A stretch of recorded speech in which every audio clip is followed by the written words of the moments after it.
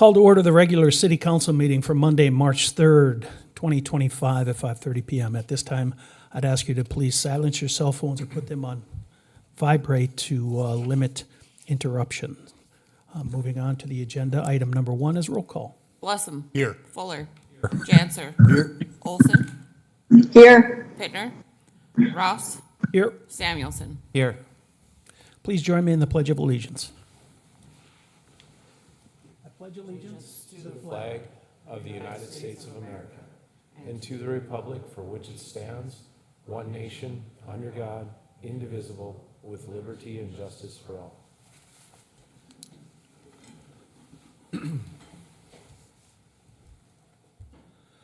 Moving on to item number 3 on the agenda is the mayor's report. Just a few items to touch base with.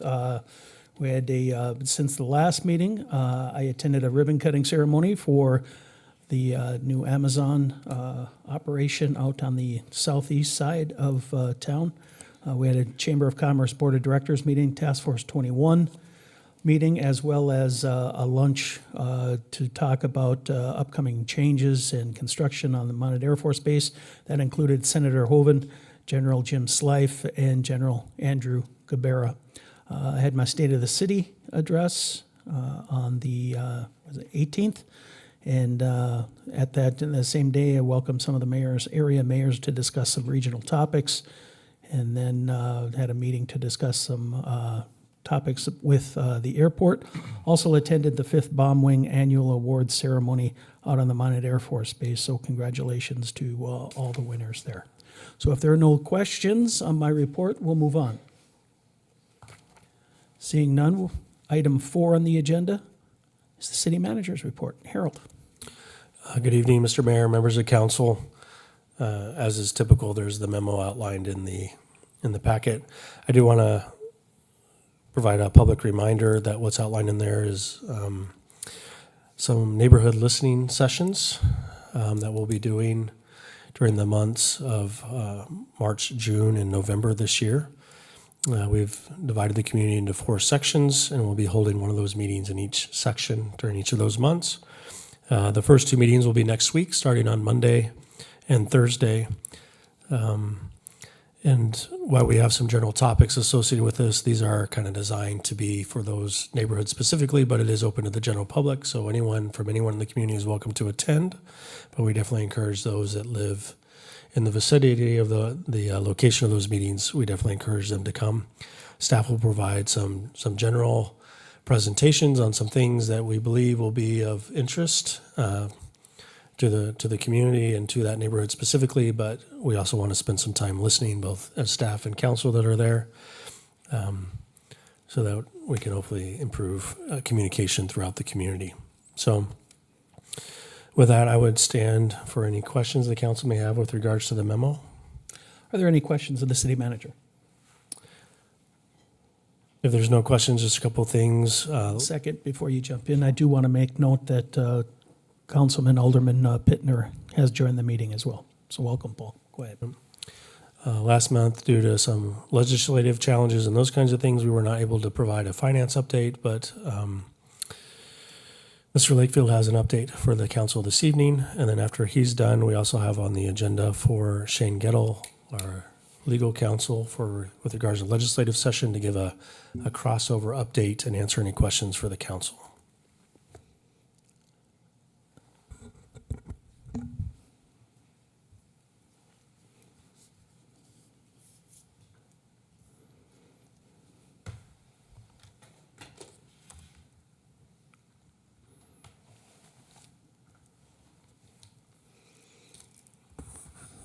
Good evening, Mayor, members of the council. Second to get to the right screen here.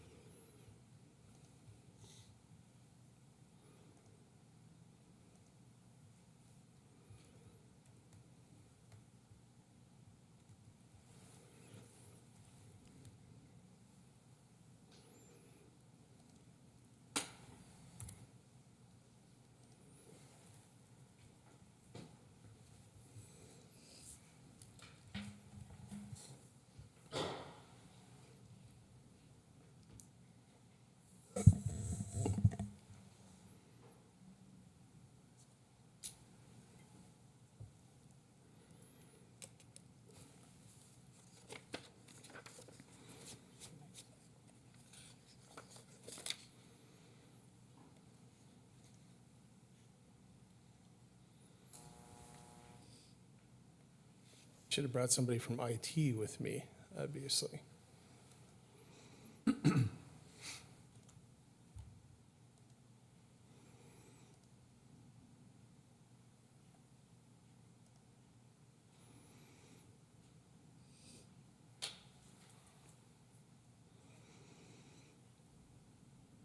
Jennifer, can you bring this up from the back? I see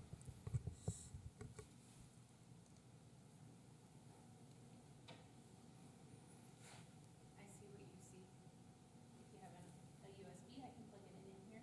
Don't. Can you bring, is it, The public folder, I can open it from Oh, I can. I it did should be attach it. attached to the agenda. I did last, yep.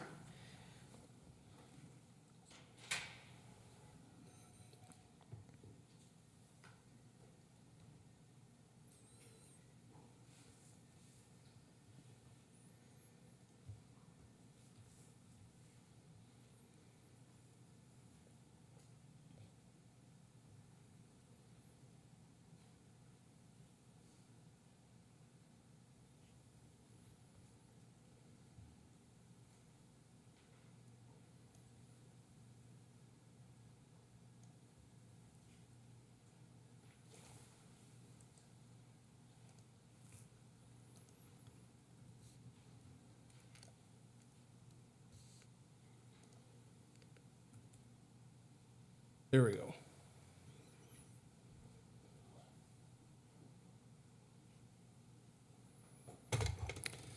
Sorry for the delay, Mr. Mayor, members of the council. I'll try to keep this short and sweet.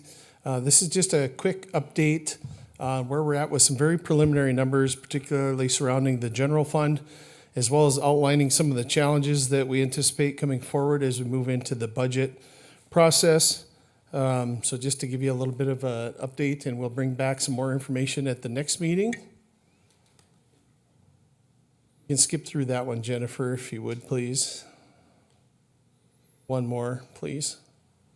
Okay, this is the timeline for the year end. This is something that we had on the agenda a couple of meetings ago. So we're anticipating that we will be wrapping up some of our processes, and the auditors will be on site here the week of March 24th doing the field work in preparation for the audit, and we should have a completed annual report at some point in mid-May. Okay, some preliminary general fund results for 2024. And I just want to point out some highlights and a couple of things where if you take one data point in itself can kind of lead you astray in drawing conclusions. So I just wanted to point out a few things. The original budget for 2024 anticipated the use of $3 million in general fund reserves in the budget. The final amended budget had an additional $3.471 million of spending on top of what was approved in the original budget. The good news is the actual spending was just under 5.6 million less than the final amended budget.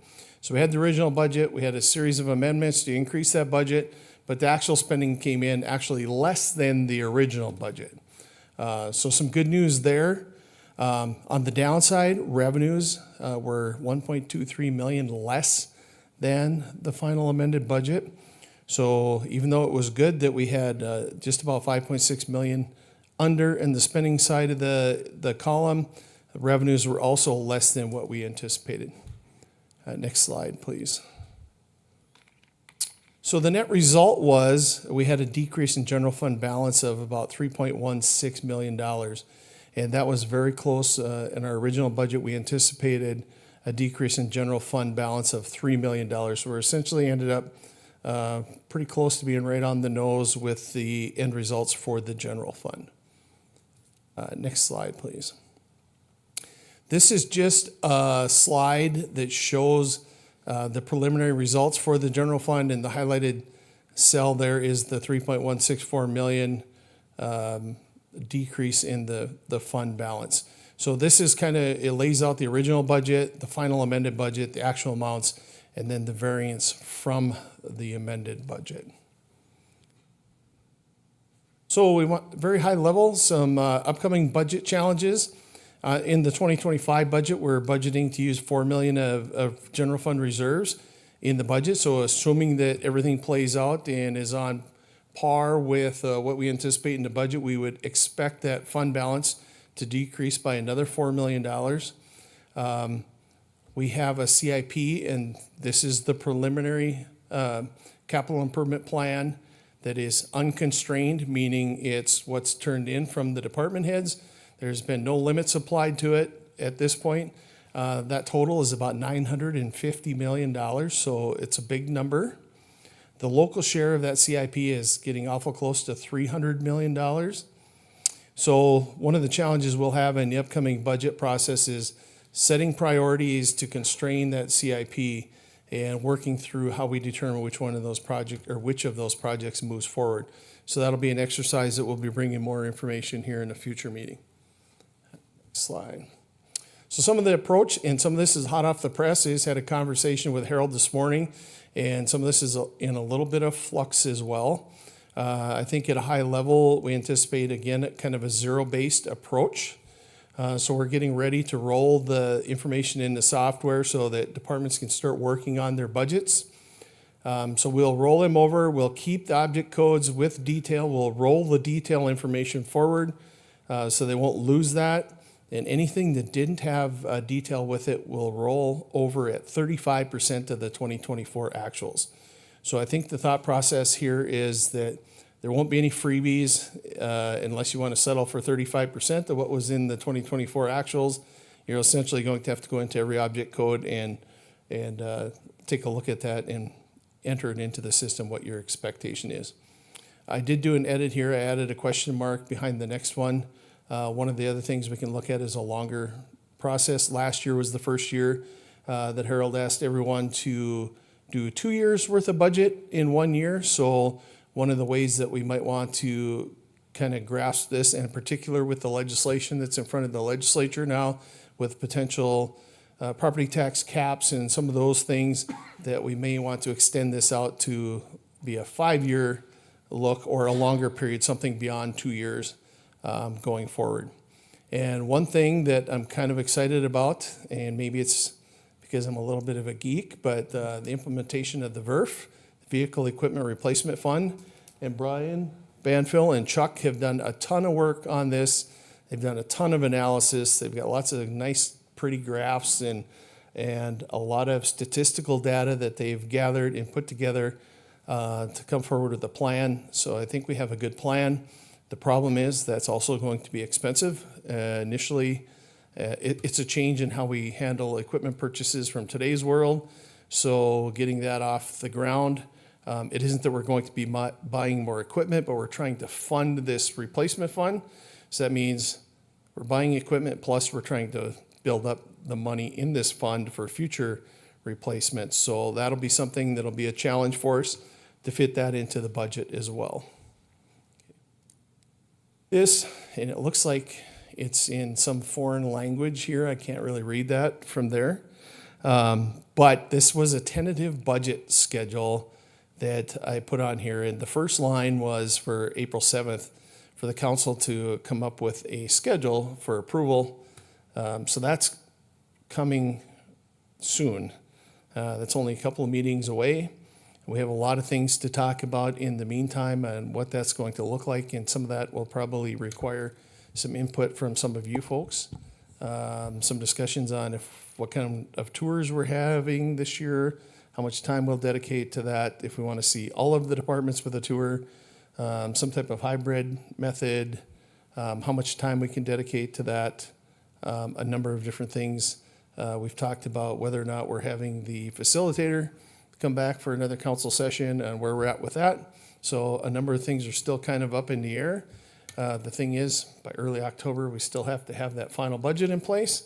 So, and we also have a pay plan that we're in the very early phases of. So that could be something that will be a linchpin for us on when we can get this budget finalized, is how soon we get that information too. Okay, next slide, please. All right, questions? Any questions? Mike? Dave, I'd love to spend about an hour, but we can maybe do that offline. But I'll ask a couple tonight. Can you talk a little bit about, is it typical for property tax collections to come in well under budget? Did we have something strange that happened this year, or is that about what normally happens? Mr. Mayor, members of the council, it's a trend that is becoming more and more prevalent in the last few years. We're seeing our delinquencies increase every year. So typically what happens is you have some delinquencies from the current year, but once they go delinquent for 3 years, they have to bring them current, or they run into issues there. So it seems like sometimes they're delinquent, but they catch up over time. But our rate of delinquency has increased steadily the last several years. Okay, if I can continue on that. So Dave, with that, and I'm sure there's something that gets into the law here about how we have to do these things. Are we able to build that in to what we're doing? Because, I mean, this is, we ran short at $1.5 million. Our overall revenue in the general fund was only 1.2, so we actually did fine on the other buckets. But that one actually hit us. So can we build in that deficiency as we go? Again, the trouble with that is that you're putting the burden on those that are paying to pick up the slack. And, I'm not necessarily an advocate for that, but it's got to lead you to that kind of thinking at some point if that delinquency starts to get off. We're talking, what are we at here? Almost 10%? I guess maybe 7.5%, something like that. Mr. Mayor, members of the council, you're exactly right. And some cities do that when they budget. They factor in for delinquencies. But just like you said, when typically we've underspent our budget and those types of things, we could absorb that delinquency, thinking that we are going to collect the bulk of that at some point in the future. It just didn't come in when we expected it to.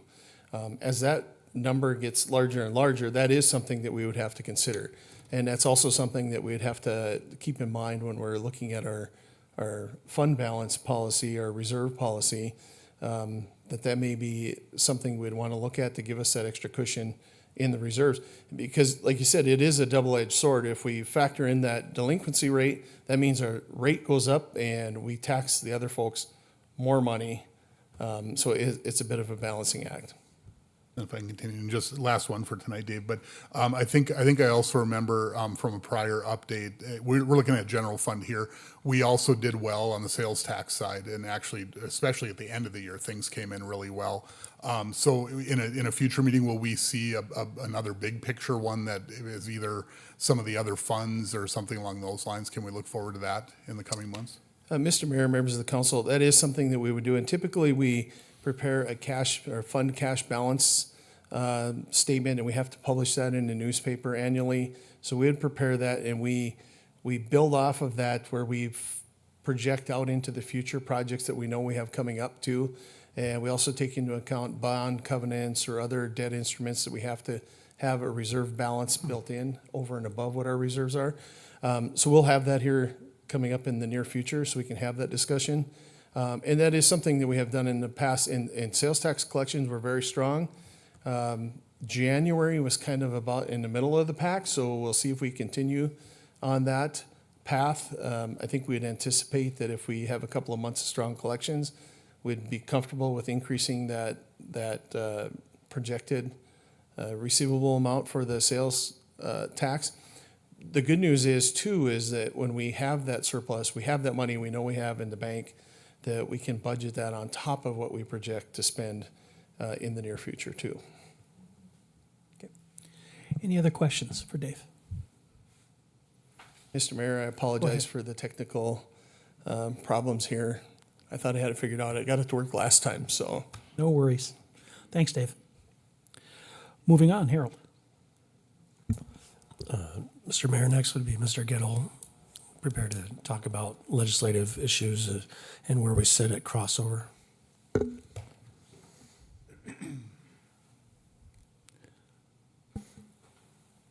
Well, Mayor and council members, it's a pleasure to be here this evening. My name's Shane Gettle, and I act and serve as your assistant or special assistant city attorney for the city of Minot on these legislative issues.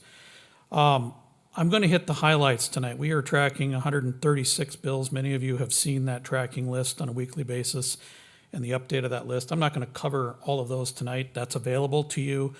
And you can certainly take a look at that. But I will hit some of the highlights, particularly the bills that we have weighed in on and the status of those bills.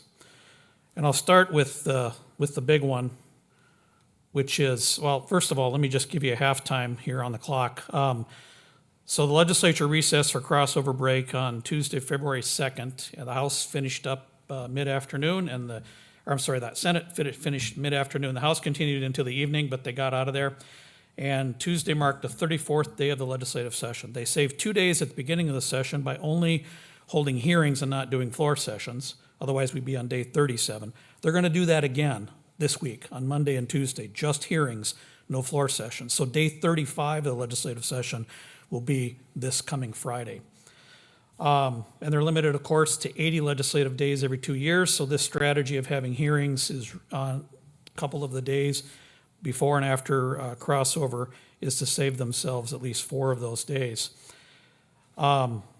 Last time they met 75 legislative days, and they're hoping to beat that from what I understand.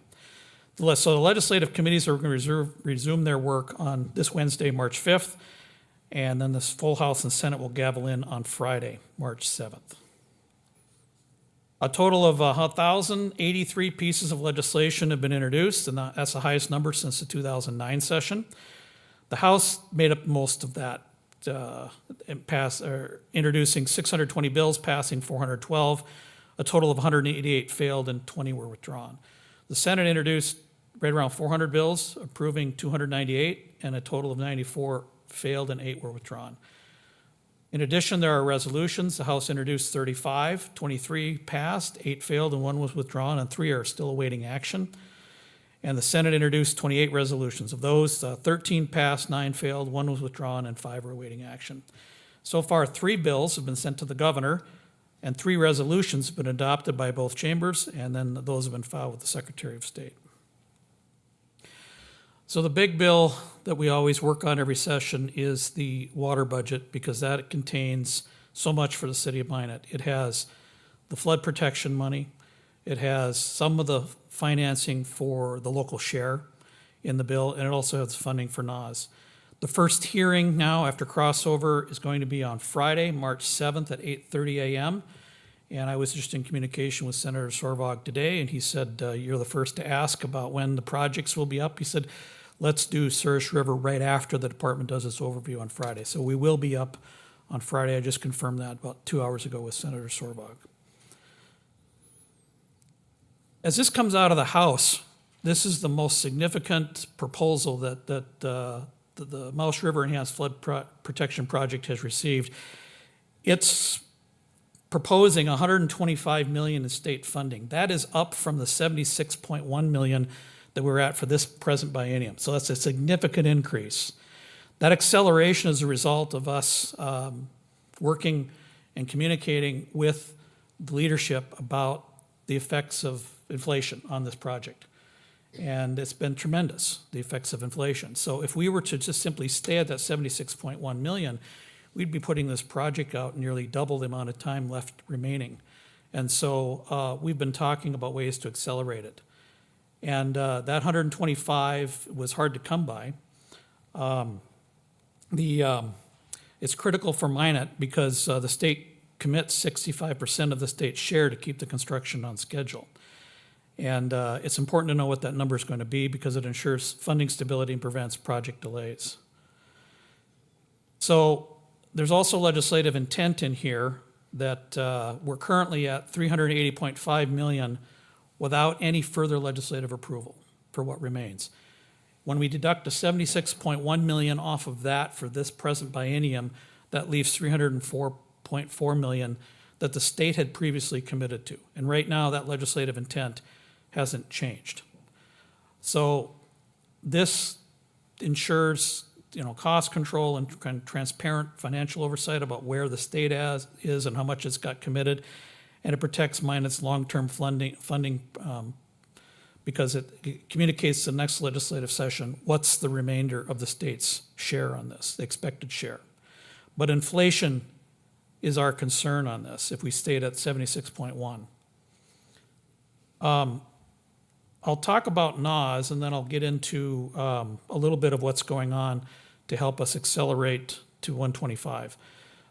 For NAS, there's 106.9 allocated for the pipeline, pump stations, and biota treatment plant. It ensures continued construction of Missouri River water delivery, and it strengthens the long-term water security. The way in which the House is approaching this takes a little bit of history.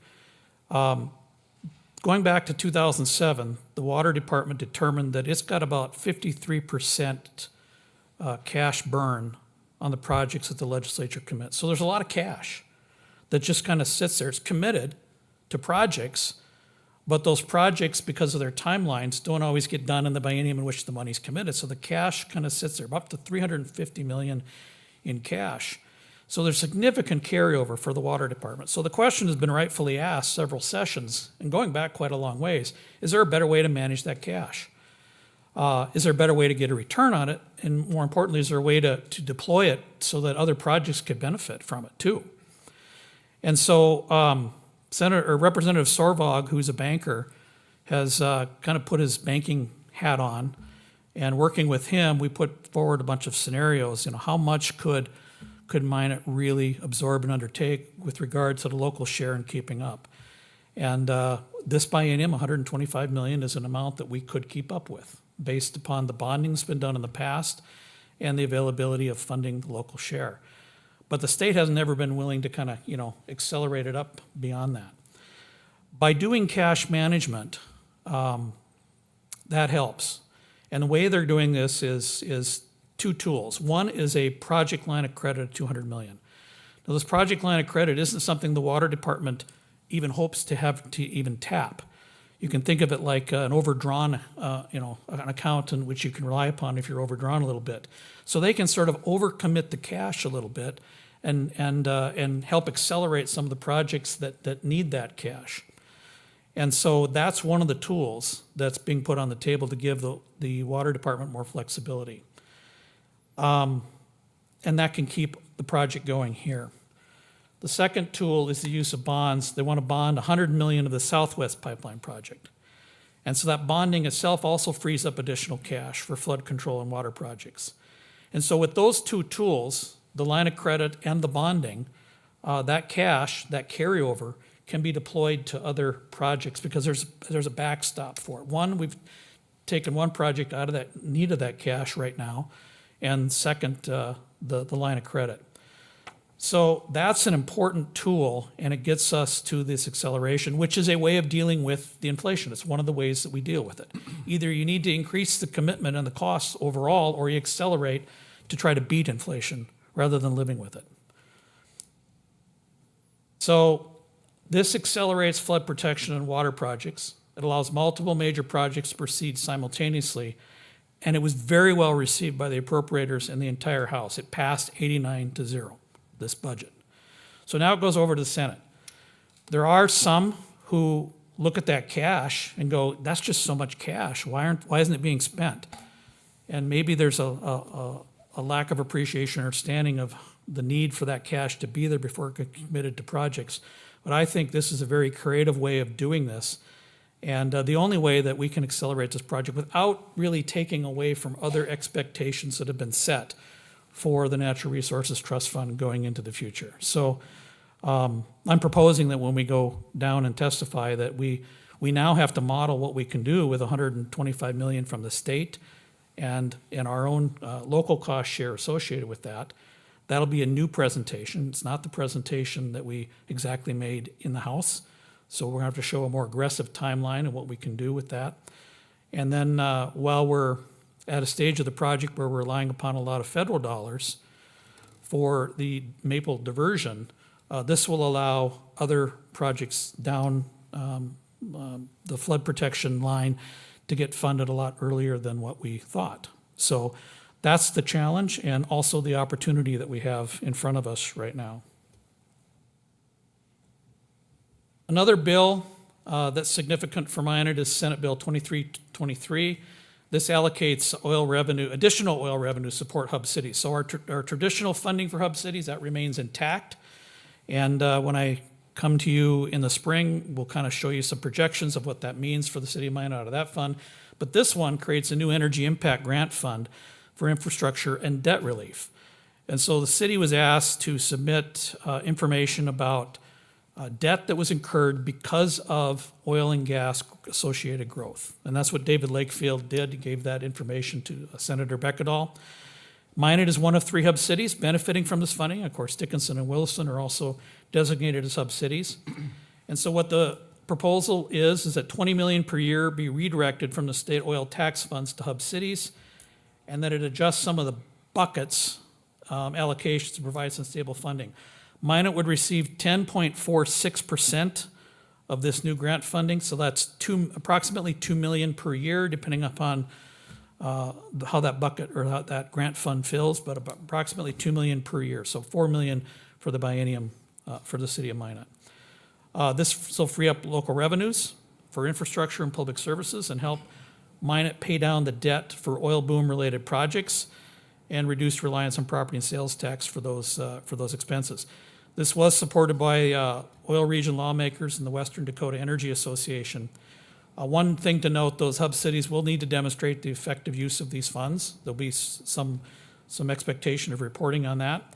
And then the last thing they did with some amendments was sunset this out to 2037. Previously, it was set to sunset much earlier.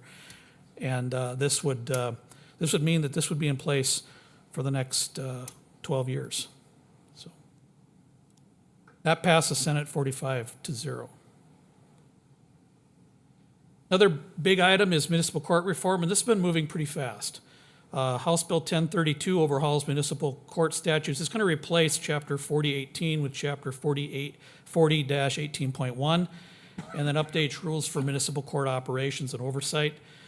It allows small cities to shift ordinance violations to district court, and it will require licensed city prosecutors for Class B misdemeanor cases, and then establishes a clear process for abolishing municipal courts.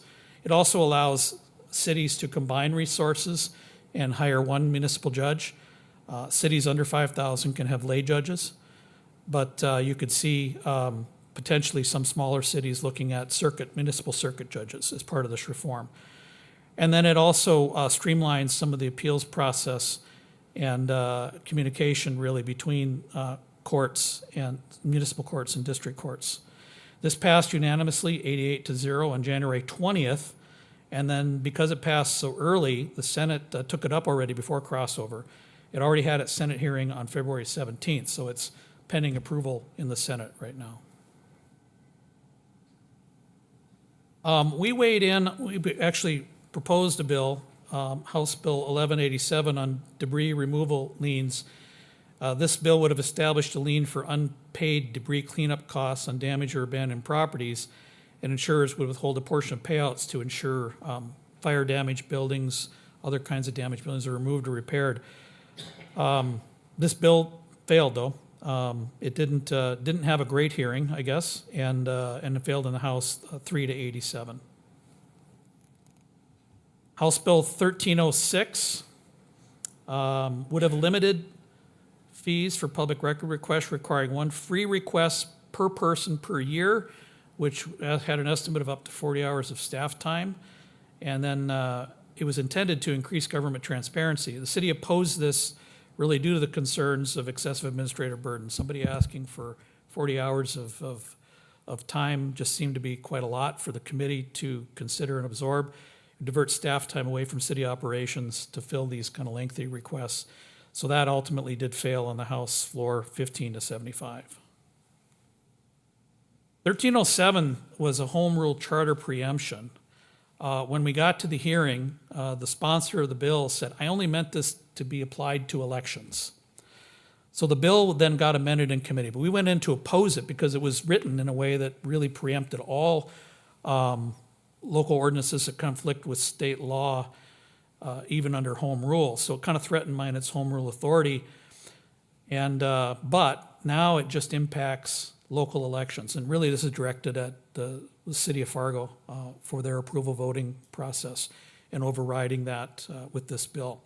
This did pass the House 79-13.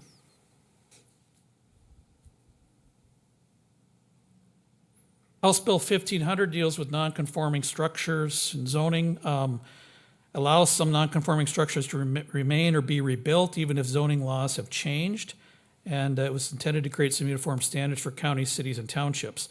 We did oppose it, arguing really local control here.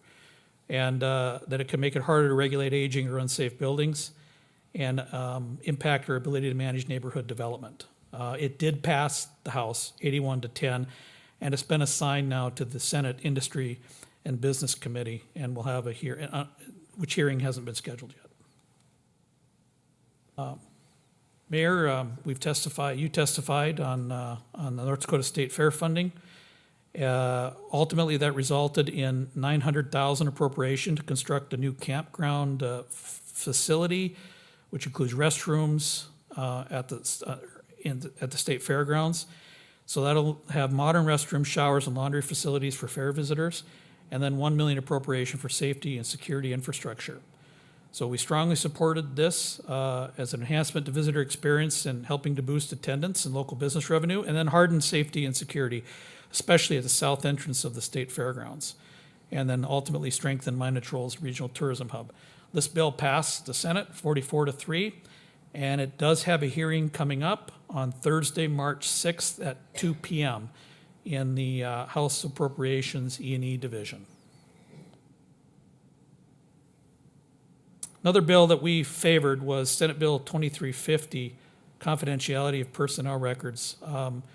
This would have kept public employee evaluations and investigations private for up to 3 years and extend open record exemptions for ongoing personnel investigations. The city supported the bill, arguing it protected employee privacy and helps ensure honest internal performance reviews without fear of public disclosure, and also prevent premature disclosure of ongoing investigations on the basis that it really is tough to deal with the present 75 days, getting the contracts in place to do these types of things, and that more time was needed. It came out of committee with a 3-2 do not pass, and there was an attempt on the floor to get it passed. It failed 22-25, so it was a close vote. So I think something that maybe 2 years from now, if it's teed up well, it would have probably a chance of passing. 2306 was a child care workforce program, proposed incentives to recruit and retain child care workers, and it was aimed at addressing statewide workforce shortages in child care. The city supported this due to the urgent need for more daycare providers, and it would have helped daycare centers hire and retain staff and expand child care access. That, however, failed on the Senate floor, 11-36.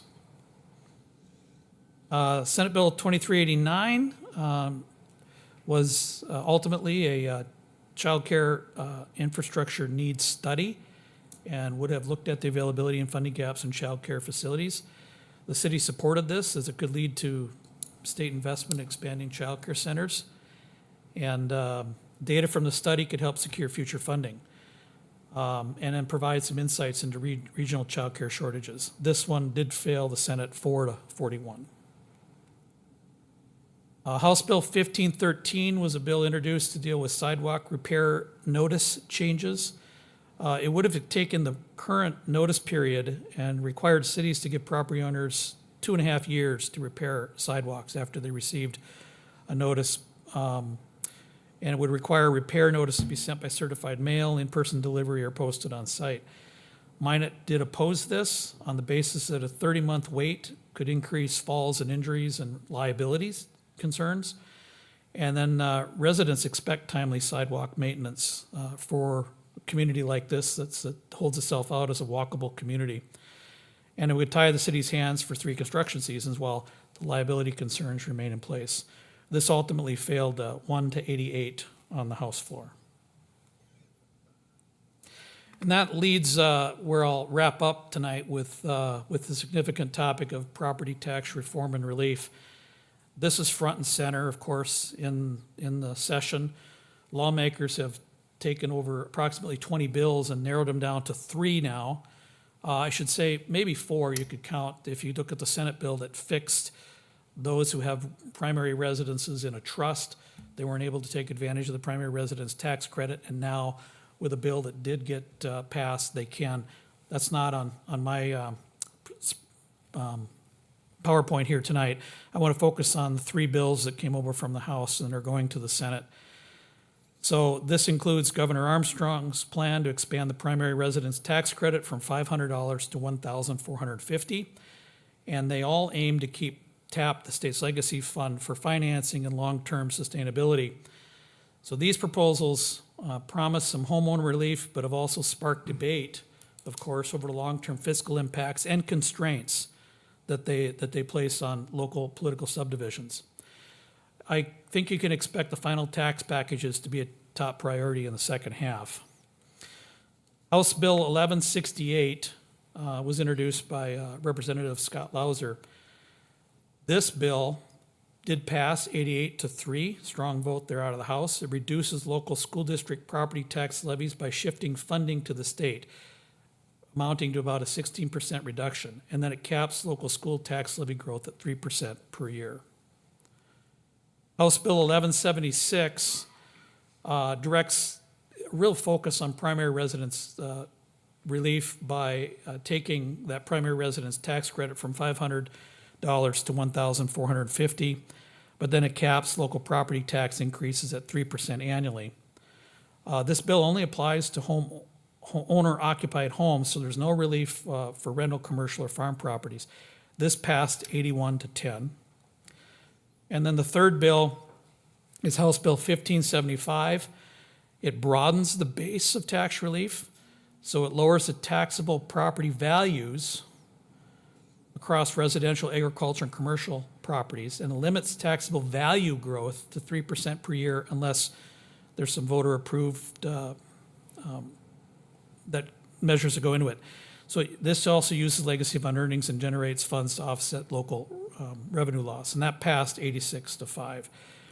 That's a high-level view of these. There's a lot of mechanics inside the bills, but the bottom line is that these 3 bills now are all going to have their hearings, and I expect that they'll be consolidated into one bill, or if there isn't really a perceived conflict, they would be maybe passed in 2 bills. But I see some consolidation going on with these ultimately, and probably consolidated into this one, 1176. So with that, I would say any of you are certainly welcome to come down and testify in any bill of concern on behalf of the city if that's been approved or acknowledged, or of course on your own behalf as well. And I'm available. I'm there every day. And it's a pleasure to work for the city of Minot, to keep you informed and to work on your behalf, especially on those big ticket items that are so important to the future of this community. So this time I'd stand for any questions. Are there any questions? Any questions? Scott? So I have one question. I'm not sure if you can answer it or not, but on 1168, when I was reading that, and I don't know if it changed in committee or before it went up for a vote, one of the things it talked about in there was the 3% cap, but it was not on school levy.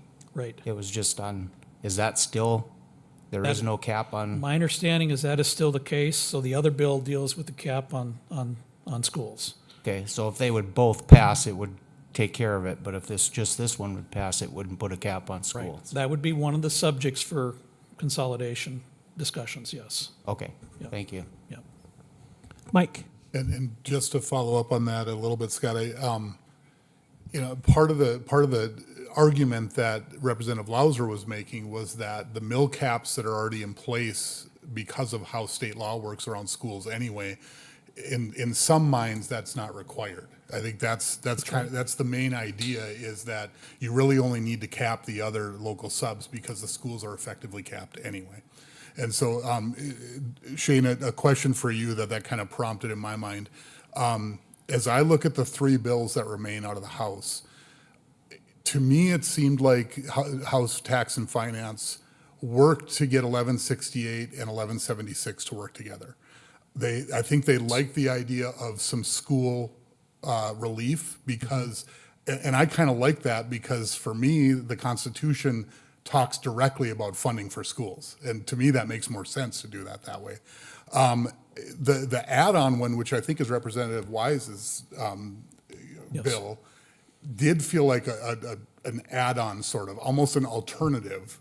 And I guess I just wanted your take. Did you kind of get that same take from the way that played out? I agree. I think it is possible that you could take those two bills, one introduced by Representative Nathan, the other introduced by Representative Wise, and probably pass them independent of each other. You'd have caps, of course, two different caps at work then if you did that. I think that with some tweaking, that would be possible. On the school side of things, you're right, you probably don't need a cap on there, and you could accomplish that by not passing the bill, but by changing the formula funding and dealing with it in the DPI budget. So that might be another part of the discussion as well. Sure. Any other questions? Rob? Thank you, Mr. Mayor. Shane, just real quick, I saw in there that they voted down both of the childcare. What's the opposition to that, I guess, with all the problems that we have in North Dakota with childcare? Why are they thinking?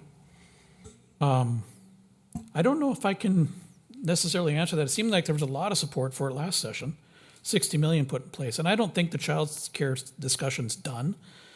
These are the two bills that we weighed in on. I think not all that 60 million in funding was accessed. And I think there's some recalibration going on with regard to the need for that much support. And I'm not sure where that's going to land, but probably what we're going to see in terms of childcare is going to find, if anything, is going to find its way into a budget, either a renewal of that program, but something probably less than the 60 million that was put in there the previous biennium. Paul?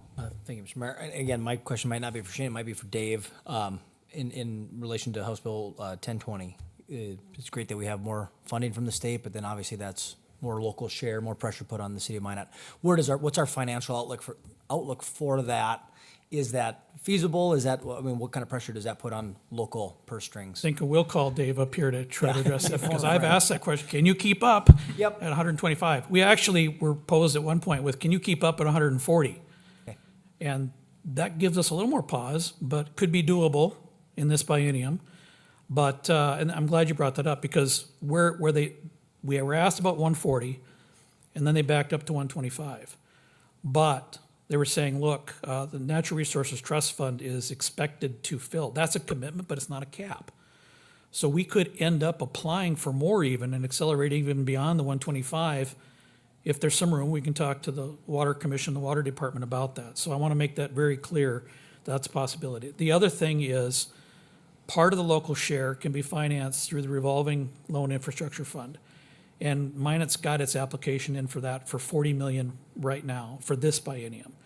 And I've talked to the bank with regard to the acceleration. They're willing to have a conversation about proposing now in the Senate to up that a little bit for Minot to kind of pre-program it a little bit more. At least 45 million for the next biennium. I'll let David talk about where you're at with the bonding that was done previously. It was brilliant, looking in hindsight to do that. And also the fact that because Maple Diversion is right in front of us, that's going to be relying a lot more on federal dollars. So there's some room here, but I'll let David speak to it. Mr. Mayor, Alderman Pittner, I like when Shane used the words brilliant. So I just wanted to point that out. One of the items you see in your packet tonight is approval for the Water Infrastructure Revolving Loan Fund application. So that is part of this whole context, and that was some of the discussion that we had, Shane and I had when we were down there speaking with legislators, that the state funding for the project is one piece. The funding for the revolving loan fund is also very critical. And that becomes more critical as we move towards the tail end of this project. It's 2% money for up to 40 years. When we start looking at the difference with what we would expect the open market to be, and then we would anticipate a shorter term, it's about $1 million a year difference in debt service. So that starts to erode into that capacity with sales tax funding, which would in turn mean we'd have to allocate more sales tax. So it's two pieces to the puzzle, and they both have to work together, at least through the next couple of bienniums. At the tail end, then maybe we can work things out. But it looks like for this session and And the upcoming session, we have those two pieces locked in. So I think right now we're sitting in pretty good shape. Any other questions? Steph? So, Mr. Gettle, on House Bill 1032, the municipal court rewrite, there was some original language in the bill that would allow us to continue to refer mental health matters up to district court for consideration. Is that language still in the current draft? I believe it is. Okay. There was certainly discussion about a municipal judge observing the capacity of an individual and not being able to do anything about that. So I think that's, I'll have to double check that, but I think it's still in there. So. Okay, thank you. Mr. Mayor, I just want to emphasize how important it is, I think, for us on Friday to support the House's new tool here of the 200 million line of credit and the bonding that's in there, because that really is the only way that we can get the acceleration and try to beat inflation. So I want to emphasize and recommend that we go in strong to say, you know, we really support the House and what they've done here. Absolutely. Thank you, Shane. Moving on the agenda, item 4.2, the city attorney's report. Steph? Mayor, members of the council, I've submitted a written report, and I can stand for any questions at this time. Are there any questions of the city attorney? Seeing none. Thank you, Steph. Moving on to item 5 on the agenda, consent items. We have 23 items on our consent agenda. We have been asked to pull 5.20 and 5.21. Are there any others? Seeing none, what are the wishes of the council? Move the remaining items. Second. We have a motion by Mike, a second by Paul. Is there any discussion? Any discussion? Seeing none, please record your vote.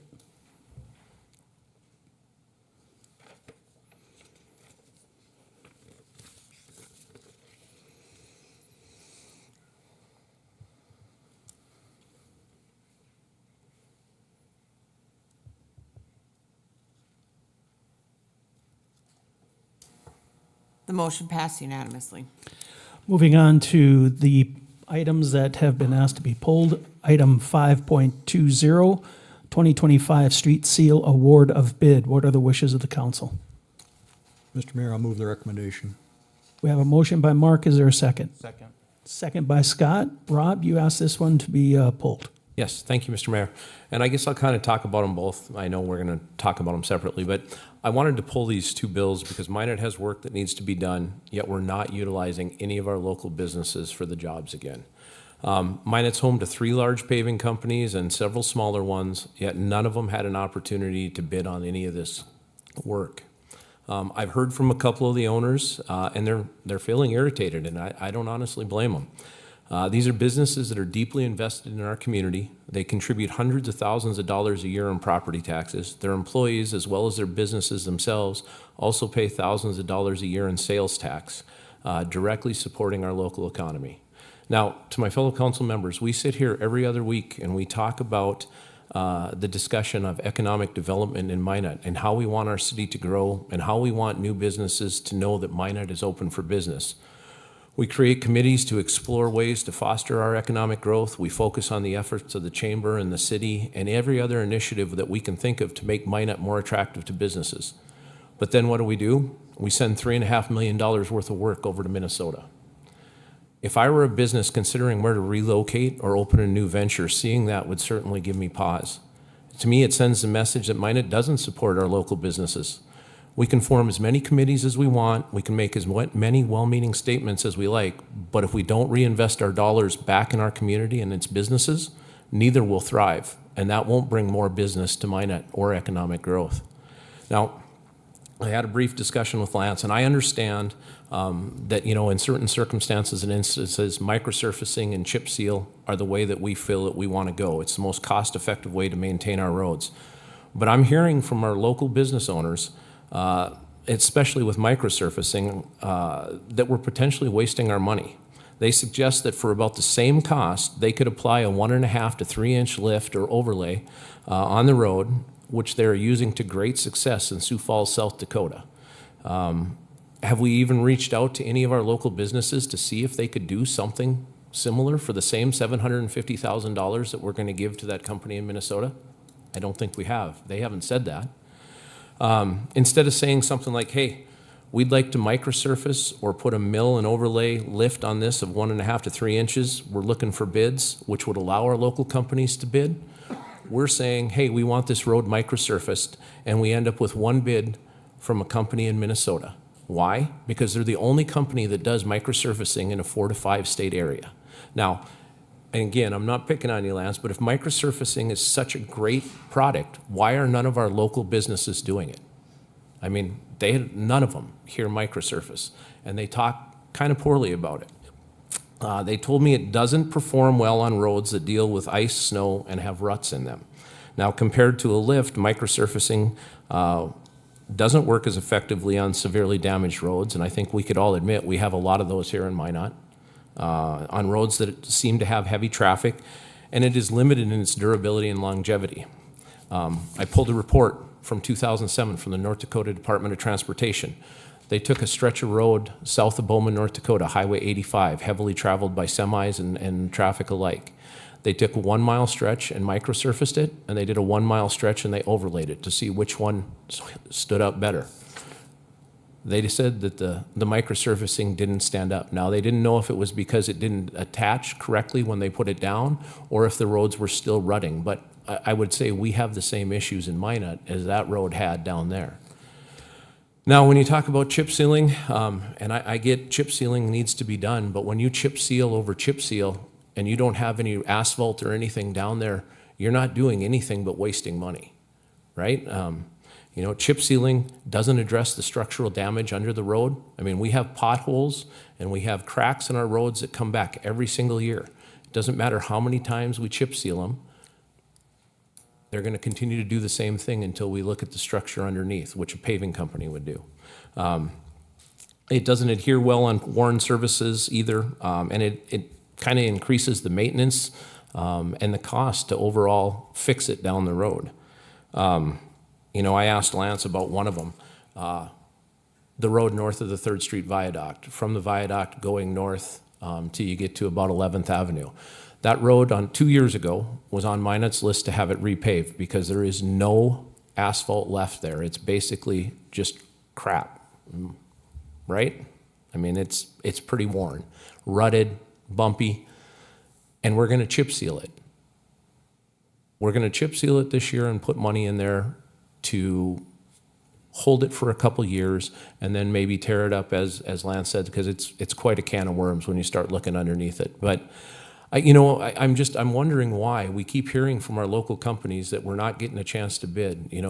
Common sense says to me that we should give them at least the opportunity. And like I said to Lance, if they bid and can't meet the numbers or are higher than the stuff, then maybe they don't get the project. I'm not saying we give it to them, but we're not even giving our local companies a chance to bid because we're asking for something some of them don't do when there's comparable things that they could do, and we could see if they could do that. I'm going to steal something from somebody we all know and love, I'm sure. We keep hearing out of Washington, D.C., America first, America first. I'd like to kind of take that and steal it and use it for Minot first. Why don't we ask our local contractors to see if we can give them some of that work? I mean, these are the people that live in our community, that we're taxing, that are paying, and we're not giving them any of that work back.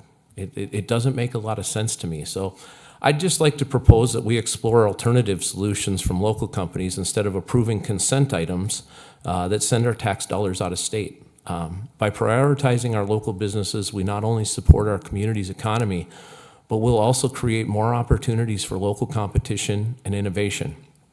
I just think it's essential that we give our businesses the chance to bid on projects, especially when these businesses are as capable as any company in Minnesota. So, thanks. Lance, did you have something? Well, I mean, first of all, it's a public bid, right? So anybody can, especially the chip seal, anybody can bid on it. When I started at the city in 2009 as the assistant city engineer, Keller did our chip seal that year. So they used to be in the chip seal business. I think they got out of it for whatever reason. But if they wanted to get back into it, they could certainly do that. It's not hard to do. Basically, you just need a distributor, which they have, and and a rock spreader. So, we're gonna, unless the powers be dictate something else, we plan on doing multiple millions of dollars a year in chip seal. It's the most cost-effective pavement maintenance technique that you can do. If we wanted to get into mill and overlays everywhere, the public would love it. We'd have the best roads in the state, but we'd never be able to afford it. Regarding the microservice, it's a newer technology for us to use in Minot, but the county and the state have been doing this micro for decades. Europe's been doing it for decades even before that. I can tell you for a fact that the DOT is beginning to transition more to microservicing than thin lift overlays because they can't afford it. The years of doing thin lift overlays in North Dakota are starting to dwindle, and that was from our own district telling us that. Micro is a good technology. It's not the end all be all. Like you've heard me preach before, you have to use the right tool for the right job. We selectively use micros where it makes sense. This year we're going to micro 20th Avenue southwest and southeast, basically from the interchange all the way over to 13th Street. And we selected that roadway mainly because the pavement's still in good condition. It's a heavily trafficked road, has a lot of commercial traffic on it, so you see a lot of trucks. So we want something that's a little bit better than the standard chip seal. We're going to get a little more longevity out of it. Has some rutting, but it's not severe. Micros are good for probably, half inch to, we could probably even do a little over an inch of rut filling with that. Anything over that, I would probably start looking towards an overlay. Some of the issues we're having on South Broadway, those are pretty severe ruts. We would not do a micro there. So it was a good candidate for a micro surface. I did some rough math here. I wasn't prepared to do a full cost analysis, but that micro came in at about $14.65 a square yard, which is a pretty good price. We typically, kind of estimate those coming in maybe around $16 a square yard. Our chip seal that we just bid, $7.94 a square yard. When we do thin lift mill and overlays, so that's anywhere from 1.5 inches to 2 inches, you could use a budgetary number of maybe around $40 a square yard. I just looked at, we have some thin lift mill and overlay here in our bids that we had for both of those projects. One of them came in at $8.25 a square foot. If you convert that to square yard, that's $69.30. So let's just say that on our microsurface, that's about 50,000 square yards. So let's just say if we use $40 for simple math, that's $2 million versus $732,000. That's a $1.3 million swing. But Lance, can I ask, you're using Go ahead, numbers, I'm sorry. You're using numbers that you say are general numbers. Have we reached out to any of these companies and asked for a thin lift overlay bid recently? So you actually have the correct numbers that they would give you? I know you're using an industry standard that you guys have, but have we actually, because if they're saying they can do it for similar money, why wouldn't we look at that? Well, next Tuesday, we're going to find out because we have several $1 million that are out for bid. What we also do is we look at what the DOT's been pulling in for bids. We look at other communities. So we have a general idea of what we're seeing out there for per ton prices. But in this case, we wouldn't evaluate a thin lift mill and overlay because it'd be overkill for this type of roadway. But as I asked you prior, if it's overkill and it comes in at the same price for the project, wouldn't we be better off doing that than the other? If a contractor could deliver a 1.5 mile roadway for $732,000, we take it every day, but I don't see how that's physically possible to do that. Well, until we give them a chance to bid it, we don't know. They come to my office tomorrow, I'll take it. Okay, I'm sure they're listening, so maybe they will. I bet they will. Mike? Lance, and maybe along the same lines, how do we ask the question of them? So when we talk about that roadway along 20th, do we say, give us bids to resurface it, or do we say, give us bids to microsurface it, or are we very specific about the question we ask? Yes. So Mr. Mayor and Alderman Blessum, our staff puts together plans and specifications for the type of improvement that we engineer. It goes out for public bid, and then we receive those bids back.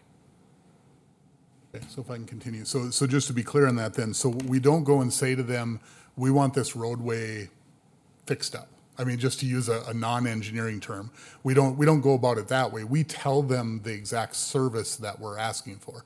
And so then when we have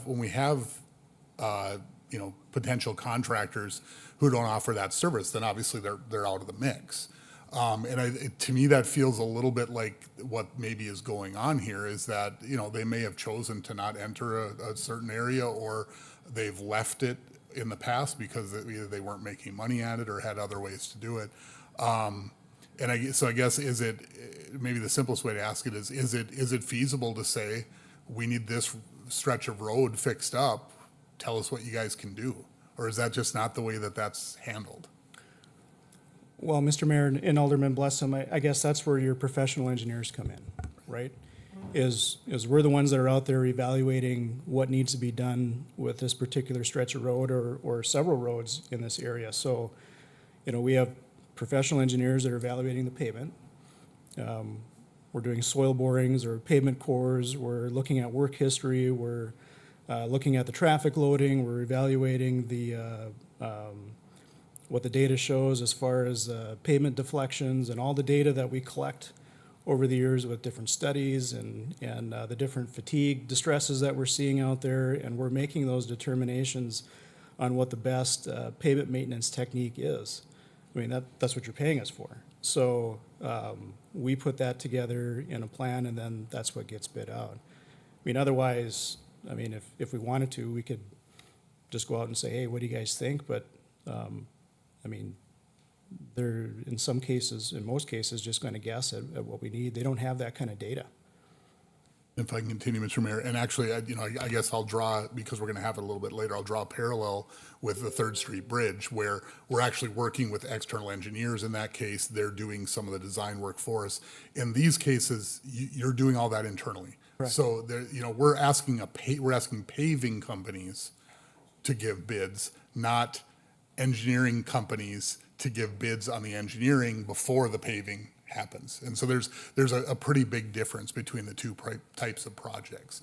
You're really asking for a service provider to provide a service that you've already identified. Yes. Is that a good way to put it? That's correct. Okay. Any other questions? Thanks, Lance. You're welcome. Any further discussion on 5.20? We have a motion and a second on the floor. If there's no further discussion, please cast your vote.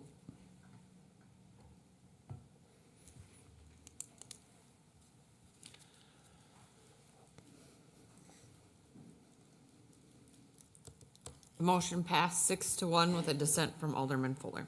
Moving on to item 5.21, microsurfacing. What are the wishes of the council? Move approval. Second. We have a motion by Mike, second by Paul. Is there any discussion? Any discussion? Seeing no discussion, please record your vote.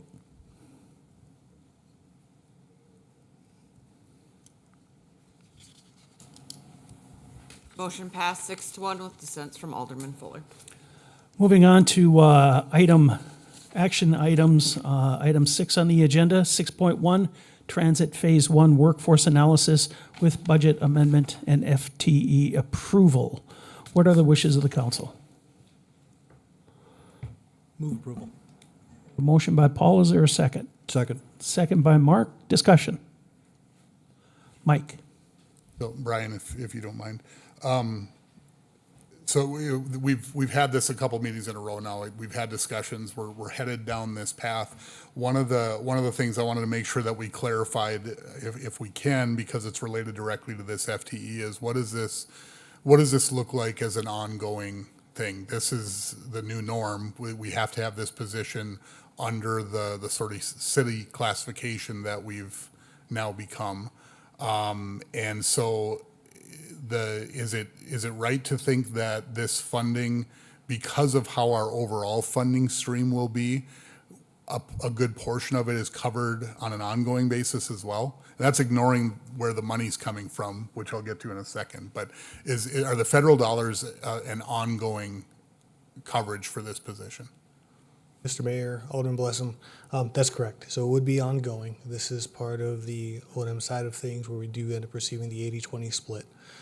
In this case, because of the position itself being really a part of additional requirements tied to the city's transition into a urban community, a small urban community, this is one of those federal items that we do have to adhere to, mainly the ADA certification program establishment itself.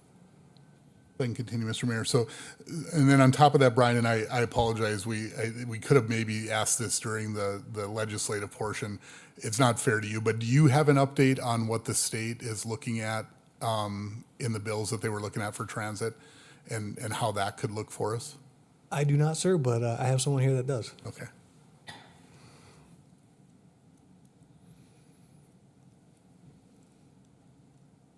Mr. Mayor, Alderman Blessum, yes, I can update you on Senate Bill 2254, which is the bill that we put forth to ask for $15 million in urban transit funding from the state over the next biennium.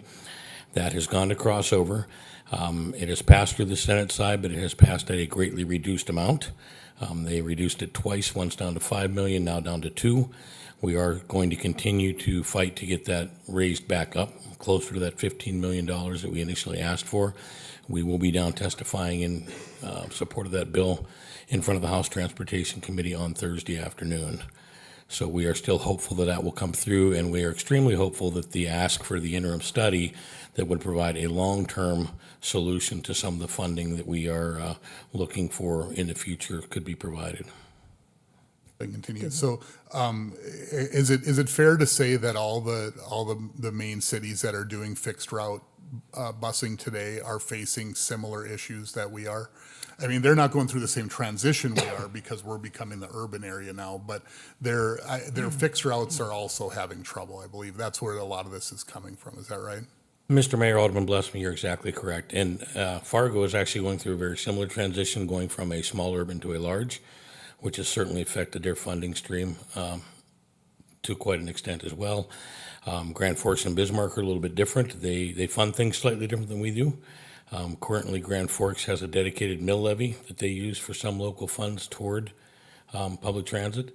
And in the Bisman area, they have just passed local sales tax initiatives that has put a certain amount of funding directed from sales tax to public transit out of both those communities for Bisman. So there are some different creative things going on out there in the transit world. But yeah, the struggles are real. I mean, the ridership is going up. We've seen extreme increases in our ridership recently. So far this year, we're up 17% from where we were this time last year, 13% just in February. So the numbers are going up, the riders are coming out, the funds are getting tighter, and the expenses are getting higher. It's kind of a perfect storm, so that's why we're out there kind of beating the pavement, trying to find some additional funding from the state to help us on a local level not have to foot quite as much of that bill. All right. And so with that, in the middle of all that, in the middle of all the challenges, ridership, all those things, we've got this additional requirement to add this position. So can you tell us a little bit about what this position will be responsible for and focused on? Absolutely. Mr. Mayor, Alderman Blessum, this mobility manager position is required because as we move forward with the ADA requirements that we need to do to be in compliance with the FTA, people will need to be certified to be an ADA rider. That requires them to fill out an application to give us a release of information so that whoever's looking at those applications can confirm their disability. Then they will look at that and determine whether they meet the criteria to be an ADA certified passenger and receive that service. That takes a lot of work. In addition to that, this person will have to give travel training to these passengers that will be approved for ADA. They'll have to monitor the contract, whether it be continued with a service basin or with another entity. They'll be in charge of maintaining that and making sure that whatever entity is providing that service is meeting the requirements of the federal government as well. So there's a lot to it. And we've done a little bit more with our position. We've tailored it some. We've added a few marketing responsibilities to that to try to market the system a little bit. Some advertising responsibilities, asking them to go out and try to find us some more income from advertising revenue to help offset some of that. So we have added a few additional duties to that. It's structured very close to what Bismarck Mandan's mobility manager is, and literally everyone in North Dakota that is a fixed route has this position. And I would venture to say a good majority of any fixed route transit communities have some sort of a mobility manager in-house that handles all this. And then I think probably the last one, but so then we're still on the same path that we've been talking about for a couple meetings now. We're going to start a study. We're going to learn a lot more about this and learn more about ridership and our real needs. I mean, we've got a discussion a little bit here about lifts out of Public Works. Like, all of this stuff ties together right now. And I guess, again, more for my colleagues up here, man, they're reeling us in again. We're getting pulled into this vortex of federal funds and federal requirements, and we're asking for state funds, which could have state requirements. And man, it's not a pretty picture. I think everybody up here knows where I stand on that. To me, it's a tough pill to swallow. So my hope is that we come out of that with a system that is better meeting the needs of the riders at a bill that we're willing to pay for, because I think that's what we need to get to, because we're diverging from that right now. We're not getting closer. And Mr. Mayor, Alderman Blessum, you are correct. That all does tie together. We are working, as a matter of fact, on my desk, I have the RFP for the Transit Development Plan that we'll be going out for here in July that I need to review with the MPO. So we'll be going out for that. We've sat down with the MPO director and gotten together and decided what kind of things we want to make sure that plan addresses. And we have put in there all of the things that have been brought to my attention from this body that you want to look at moving forward. So that will all be in that Transit Development Plan. We're hoping that will start sometime third quarter of this year and have us enough information by end of first quarter next year to start looking at some possible changes in direction and see what it looks like as far as what they think we should be doing for transit in this community moving forward. Any other comments? Any other questions? Rob? Thank you, Mr. Mayor. Brian, just real quick, Mike had asked if the funding from the federal government is ongoing. I can't believe it's perpetual forever. So how long does it normally last before we'll end up paying for this position ourselves as a city? Mr. Mayor, Alderman Fuller, that's going to be another question I'd have to probably ask Brian to fill in. All right, just sorry. because he has the experience over the years with us. All right, I appreciate that. Mr. Mayor and Alderman Fuller, we don't see an end to that right now. It is Section 5307 funding. It is a allocation that's built off of a formula that the federal government uses every year. Currently, the initial funding came in our first year at about $900,000+, with an additional $500,000, give or take, in what they call intensive city funding, which there's a few different criteria that if we meet these criteria, it brings us additional funding. The amount of the funding is kind of up in the air each year, but as far as having that funding here, I don't see that being an issue unless new legislative in the Capitol in D.C. would decide they wanted to look at funding public transit differently. This has been going on for many, many decades now. Some of them look at different amounts of money they want to funnel into the program, but I have never heard of any one that wanted to completely stop those programs moving forward. Okay. Mr. Mayor, can I continue? Yep. You're not worried about Doge at all? Mr. Mayor, Alderman Fuller, I don't really have a lot of information on that. No, we're probably not at this point. Okay. Some of the folks that are in our FTA region are very concerned about it, but as far as from a funding standpoint, no, I don't personally foresee that being a problem anytime in the near future. Okay. Thank you. Any other questions? Scott? The question I have, and you had mentioned that you have to be certified in order to be ADA to ride the bus. What's that all about? Can you explain that? Certainly, Mr. Mayor, Alderman Samuelson, what that is when you provide fixed route transit, the FTA requires you to provide a similar amount of what they call ADA paratransit. What that is for, it's for somebody who, we're 100% ADA accessible on all of our buses. We accommodate wheelchairs, we can accommodate anybody on our fixed route transit. But what this is for people that may not be able to have access to those fixed routes. For instance, someone who may be in a wheelchair and doesn't have a sidewalk between their place of residence and where they need to go to get the bus. That would warrant an ADA paratransit eligibility, where then someone would come pick them up at their door and take them to where they need to go and then give them a return trip later on. So having some sort of a disability doesn't necessarily automatically make you eligible for that. It has to keep you from being able to use that system.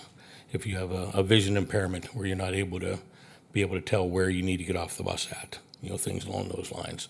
That's why we have to look at that and evaluate those on a case-by-case basis. Everybody that has a disability or of a certain age is not required to be an ADA passenger. So we have them apply, we look at that. That's what the federal standards are, and that's what we go by. Scott? And so, do we not have the availability to that right now in Minot with Service Basin? Mayor Ross, Alderman Samuelson, what we'd always done in the past and what we were allowed to do was Service Basin provided that service in concert with their regular demand response service. ADA paratransit looks very much like demand response. It's door to door. It's something you call ahead to schedule, but it is for a specific type of rider that has to be certified for that. Previously, we were allowed to just commingle all that with Service Basin, but now that we moved over under the federal side of the house, they are requiring that we actually certify riders and provide that separately and track that separately than what we did in the past. So I understand that, but what I guess the question I'm getting at is, without this federal involvement, we have that today in Minot, where people can get that through Service Basin, correct? Mr. Mayor, Alderman Samuelson, technically, yes, we do. Okay, thank you. Welcome. Any other questions? Thank you, Brian. I guess I do. Just one more real Rob. quick, and I don't know which one of you guys can answer this, but now this is all dependent on us having our urban designation, right? Is there any way for us to lose that designation? Like if we're shrinking and we go under 50,000 people, which we are, is it possible that that funding goes away? Mayor Ross, Alderman Fuller, that is correct. Yeah, so if the next census comes down, we do end up falling below that 50,000 threshold, there is a potential for us to return to the rural designation. Okay. And yeah, at that point, would we lose some of that funding then that we're speaking about? Mr. Mayor, Alderman Fuller, technically no. What it does is change the programs that we're funded under. Okay. Under the rural program, we're funded under a Section 5311 grant, which is, it's a pass-through through the state of North Dakota. So we've always applied for our grants and done everything through the state DOT.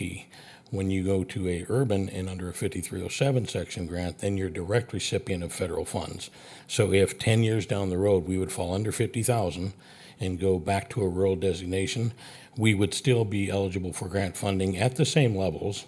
It would just be a pass-through, and it's handled somewhat differently at the state level than it is at the federal level. But there would still be grant funds available, just under a different program. Okay, thank you. Just one last thing, Brian, if Brian. you don't mind, before you go.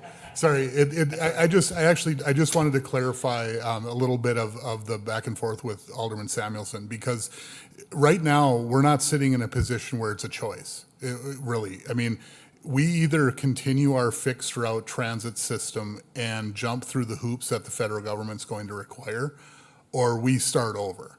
Because we cannot continue with where we are today, which is using a point-to-point system through Service Basin alongside our fixed route. We can't do it that way anymore, is the point, if I have that right from our discussion a few weeks ago. So Mayor Ross, Alderman Blessum, yeah, you're close. We can't continue to do the way we do it. We've always provided the service. It's always met the requirements. We just have to do it a little bit differently than what we used to do in the past. But yes, to maintain our fixed route service and to get funding for that, we are required to have this paratransit service along with it. If we don't provide that, then they will not provide us the funding to run our fixed route service. That is, and that's not just public. That applies to any entity that provides a fixed route service. If there's a private contractor in a community providing fixed route service, they still have to fall under those rules and they still have to provide fixed route services. And so if I continue, so again, what it's gonna do, it's gonna force us into a different relationship with Souris Basin, because the way that we've gone about that until this point, we can't continue it that way. We have to designate this, we have to track it, we have to make sure we have all the data and information available to back up our approach. Is that a good way to put that? Mr. Mayor, Alderman Blessing, you're exactly correct. We have to do it differently, and we will have to restructure our agreement with Souris Basin, or we may have to go out for an RFP to see if there's any other entities that would like to provide that service. But we need to get the good data in first so that we can go out and say, okay, we're going to provide 10,000 paratransit rides next year. What are you going to charge us to do that, to go out to an RFP? The way the system has been ran before, we don't have that data. So moving forward, we will be collecting that data, and then we'll have a better idea of what the costs are going to be to go along with providing that service. And the paratransit service on a whole, we can use up to 10% of our federal funds at an 80-20 split to provide that service. So if we're getting a 1.5 million, 1.6 million a year, we can use up to 150, 160,000 at an 80% split, not the regular 50-50 operating, to help offset some of those costs. Any further questions? Thank you, Brian. Is there any further discussion? We have a motion and a second on the floor. Any further discussion? Seeing none, please record your vote.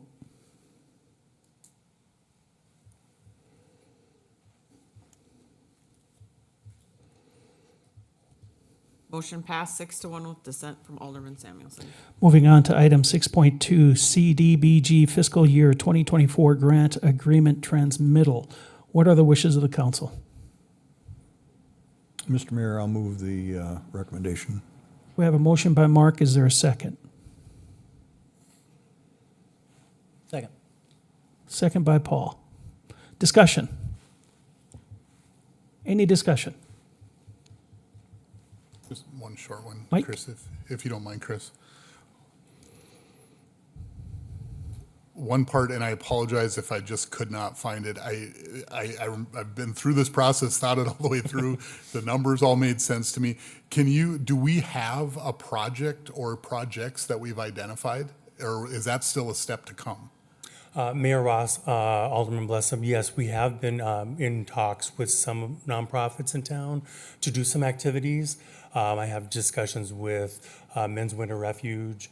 I've had some discussions with domestic violence. I've had some discussions with Minot Homeless Coalition. So yes, once we do get the funding, we can sit down with these entities and see if their activities are eligible for this type of funding. Any further questions of Chris? Thank you, Chris. Any further discussion? We have a motion and a second on the floor. Any discussion? Seeing none, please record your vote.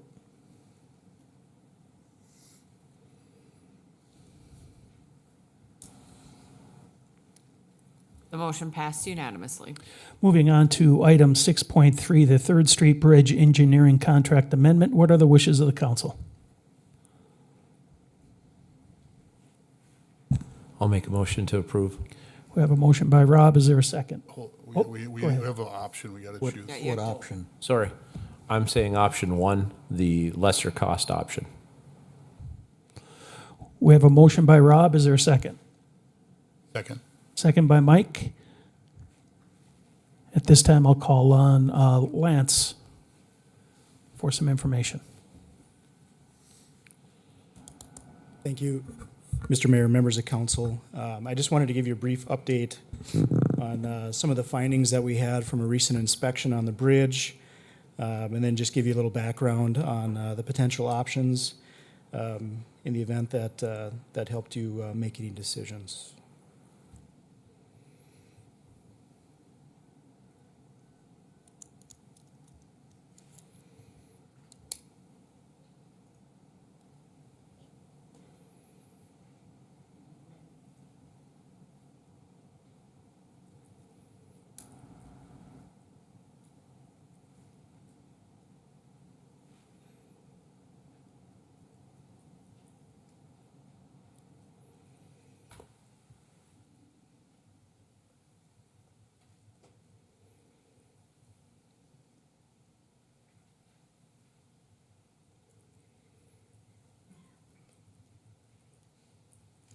Lance, are you on your computer?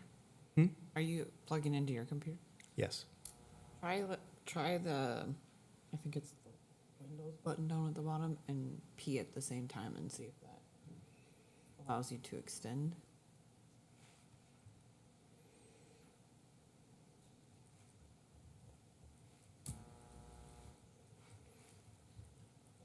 Duplicate. Okay, now we're in business. Here's a picture from the recent inspection of Pier 3. So this is the pier that we've been having some trouble with.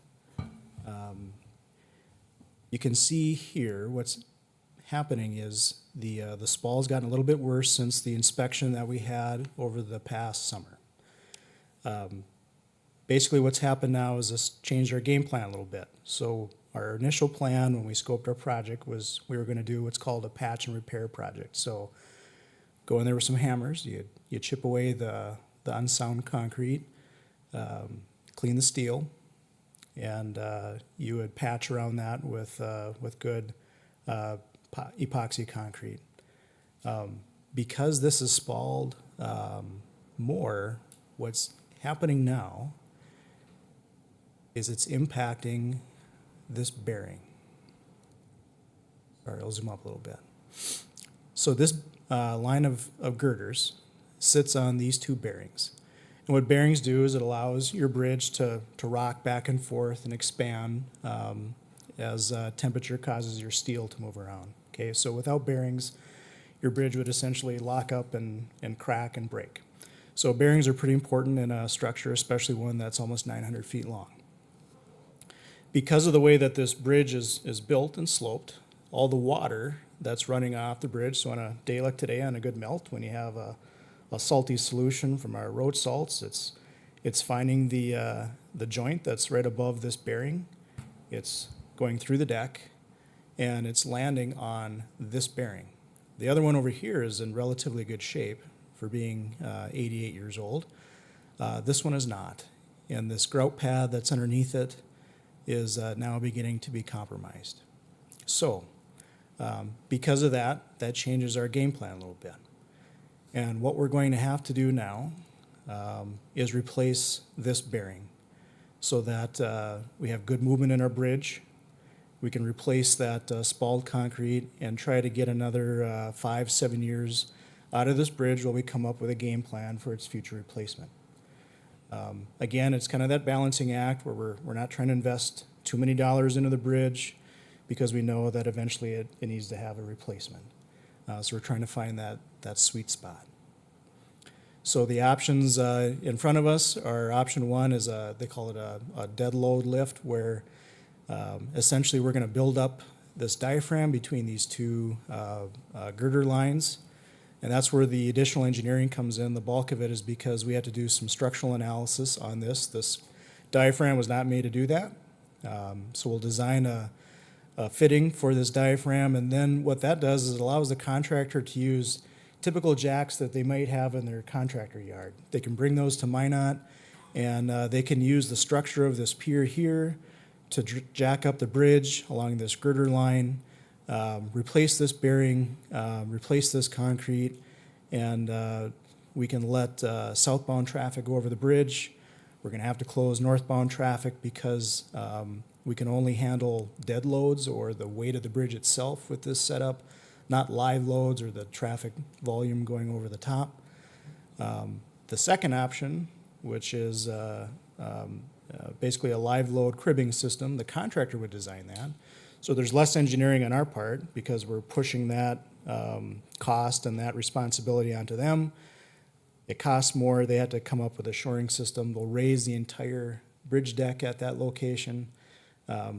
The trade-off for us is the expense.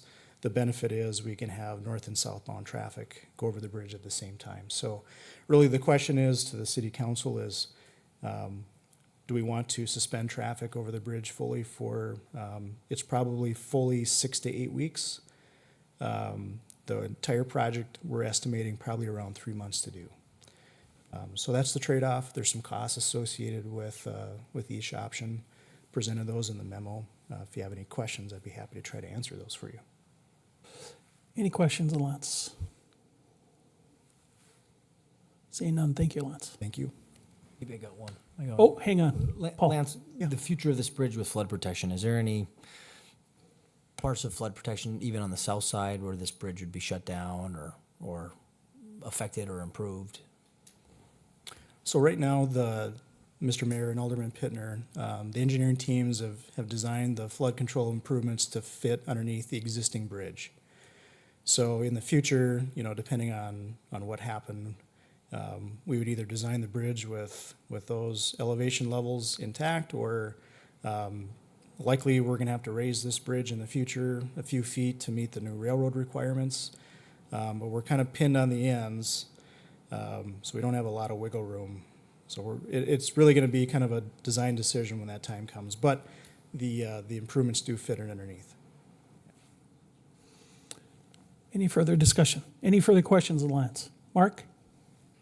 Lance, is there any, so if you said the bridge was going to be closed for, if we pick this less expensive option, it's going to be closed for how many weeks? We figure somewhere around 6 to 8. Completely closed? Completely, well, excuse me. Northbound traffic will be closed because northbound is over the girder line that has to be jacked up. Okay, that was the clarification, one of the clarifications I wanted. And then, the other question I kind of have is with it closed northbound, does that create any problems for us with respect to emergency services getting, with for instance, the fire station there on 3rd getting northeast? Do we have workarounds for that kind of thing too? Mr. Mayor and Alderman Janser, when we had the intersection closed for quite a long time here this last year, we coordinate all of our detours and closures with dispatch, with our emergency personnel, so they know where the closures are at, and that helps them to reroute emergency traffic if they get a call. Okay, thank you. Any further questions of Lance? Seeing none, thank you, Lance. Thank you. Further discussion? Is there any further discussion? We have a motion and a second on the floor. Seeing no further discussion, please record your vote.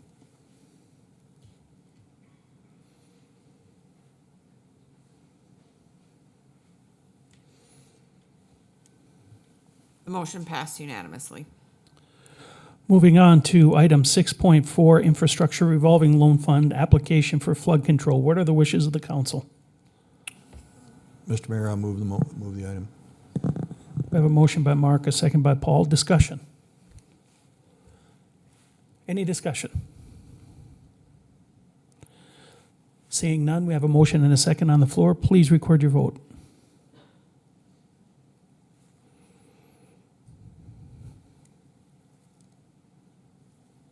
Motion passed unanimously. Moving on to item 6.5, Service Basin Planning Council Magic Fund Request. What are the wishes of the council? Move approval. We have a motion by Paul. Is there a second? Second. Second by Mark. Discussion? Mike? And this might just start with Harold. So if I remember right, in the budget, we allocated $1 million to this bucket. This is an ask coming through the Magic Fund process to get that funded. I'm learning this in the Economic Development Committee meetings. I'm getting to know this stuff pretty well. So just so I'm clear on how this actually lays out in the bucketing that we use, there would still be $750,000 that's allocated, maybe is the right way to think of it, from what we did in the 25 budget, but has not been transferred to Service Basin as part of that. It would be waiting for future requests, or that's the main one in this bucket. That's the main thing that we're doing there, correct? Do I have that all right? Yeah, Mr. Mayor, Alderman Blessum, I think you're pretty close to that. So we have this bucket available, I think within the guidelines that we did, that if there was a request for a revolving loan fund, that there could be a maximum of a $250,000 request, assuming that there was funds in that fund available. As you stated, the council did budget $1 million within that fund. I'm not aware of any PACE or FlexPACE applications coming forward right now that would exceed the $750,000 that would be in there remaining. So, but LaSource Planning Council has to apply for that potential 250,000 on a case-by-case basis. So this money isn't guaranteed as part of the $1 million. They have to apply for it, and then that's at the discretion of the council. And then once that 250,000, if it's approved tonight, through the next budget process, the council would have the ability through the budget process to determine whether or not they want to leave that account at $750,000 or whether they want to fill it completely to the $1 million. Finance Director Lakefield, if he wants to add any. Mr. Mayor, Alderman Blessum, under that state programs bucket, the revolving loan funds is limited to 25% of the funds available in that bucket. So there's $1 million budgeted to go into that bucket, so it would fill, and that would allow for a maximum of $250,000 for capitalization of revolving loan funds. And the upcoming budget season, if no money was budgeted to replenish that back up to the maximum, future requests would be limited to 25% of the balance that's in there. So 25% of the 750,000 at that point. If I can continue, so, and I think Brizelda's here as well, maybe a question there. One of the things that I want to make sure that I'm clear about as we continue this process is how we're expecting the revolving nature of these funds to actually play out. I know as I went through the attachments, and I'm trying to get back to it now, I think I've gotten there again. There is a table that lays out the revolving funds. Now, the way that I'm seeing this, so 2025 is 250,000, which is what we're working with right now. The next 2 years actually allocate 400,000, which we have no mechanism to do. So I want to make sure that we're clear that actually doesn't even work. The other thought that I have on this is that I know that we're getting to the point where we're going to have the revolving hopefully take over. And I know that there were some questions through the Magic Fund process on this about how that might actually look. But from my recollection, in a couple years, we might see this again. And that's based on losing, let's say, 10% along the way. Is that kind of what you guys are working with, Brizelda? And I don't know if you've got information on that as well, Dave. But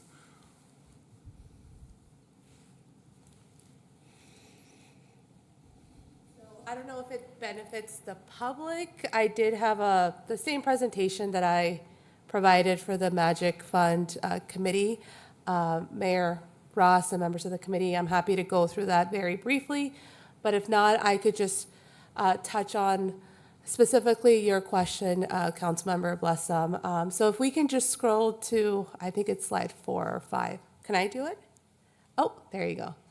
We can go to that chart that we're referencing there. Next slide. Okay, so very briefly here, just a history of the Magic Fund requests in the past. So as of today, before this request, we've been granted 2.58, roughly a little over 2.58 million for the Business Accelerator Fund program.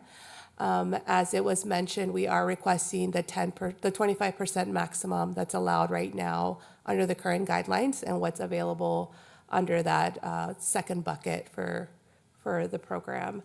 If you scroll on the next slide, I'll go over a little bit more. Sorry, the following slide. I think it had that. I might have not included that in the slides, but my apologies.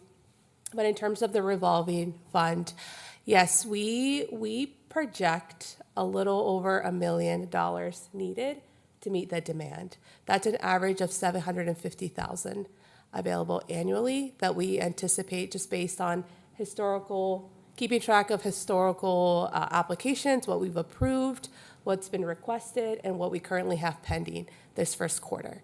That is the conservative number. We feel like we can try to meet most of the needs with $750,000 annually available to lend.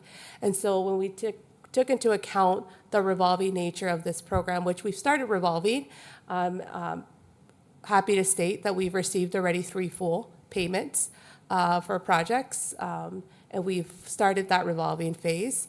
We anticipate an additional $1 million in this next 3 years. We understand that currently that's not possible if you keep funding that bucket up to $1 million. We understand that.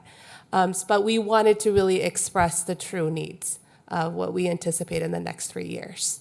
Our intent is not to continue to come here and request Magic Fund dollars, hence why we created a revolving loan fund program, not a granting program like other communities do. We feel like it's still a very attractive program for our small businesses to leverage the Bank of North Dakota FlexPace program. And so to your comment, Councilmember Blessum, we understand that that might not be feasible, but we wanted to express the true needs or the anticipated needs for these next 3 years. Essentially, if we don't get the $1 million, we will do what we can to stretch the funding that is available. Thanks, Mr. Mayor.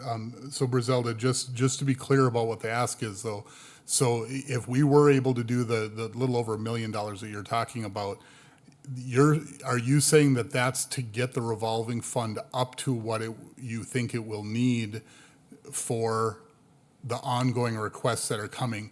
Does that also take into account, though, the expected losses that any banker's going to have with programs like this? So we're going to expect that it's great that the first 3 came through, but at some point we're going to have one that doesn't, and we're going to have a series of those. Does that already take that into account? Because otherwise, if that's the case, even when we reach the full revolving level, we've always got to put money in, because otherwise those losses are what are going to draw this account down. So I don't think it ends even if we were able to do the numbers here. I think it's always an ongoing need. Is that right? So, Mr. Mayor and members of the council, how do I say this without committing to something?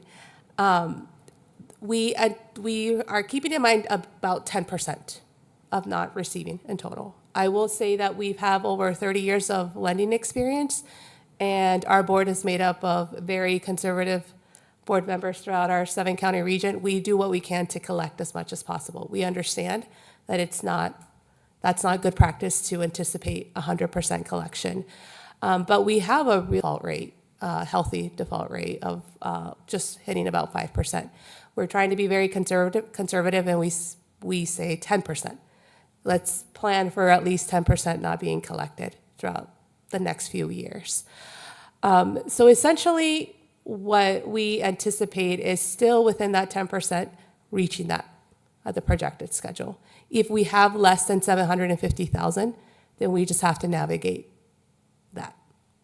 And that's the reality. Again, our intent is really not to keep coming here. We want to revolve it just like our other 2 revolving loan programs, where we don't continue to fund that program. It just continues to revolve based on what's available. Okay, and if I can continue, Mr. Mayor, that's the part that I'm not following, I guess, because do you have another source of funds for this fund? So we, Mr. Mayor, members of the council, we have 2 other loan programs. And actually how this program came about was we utilized, for our first FlexPace program, we utilized one of our other programs. The unfortunate thing with that program is it's not intended to serve in this capacity because we cannot collect principal and interest payments. We need those funds to revolve quicker because those are intended for gap financing when a business can't meet its equity needs. So those funds need to be available right away. So with that need identified, we created this program so that it gives us a little bit more time as we continue to fund it through Magic Fund dollars. Gives us that time so it starts to revolve. And so we do have other programs in the event that we need to be creative. But again, that's not the intent of those programs because those needs to be available to meet the other needs. That Mr. Mayor, if I can continue. So Brizelda, in this one though, is there another funding source for this program? Because if there isn't another funding source, then no matter what your loss ratio is, if it's 2%, 5, 10, whatever it is, that fund is always going to diminish. So I don't think it's okay to say that it's going to reach revolving and be fine unless there's a revenue source we don't know about. Yes, Mr. Mayor, members of the council, in theory, yes, it will. it will slowly decrease. The only other way that we could essentially increase it is if we start to invest the interest that it generates, right? That starts to build up. And that's what we've historically done with our other funds. It has grown in the last 30 years. Our funds have grown because we invest the interest that the borrowers paid with that loan. We invest it back into the pool. The borrowers do pay an interest on their loan for this program. Okay, so if we have enough money in the account to invest, how much are we revolving on right now? How much? You're saying we need about $750,000 to be able to loan out each year. How much is sitting to invest then? So right now, if you look at your schedule here, we did include kind of the schedule of what we anticipate collecting annually.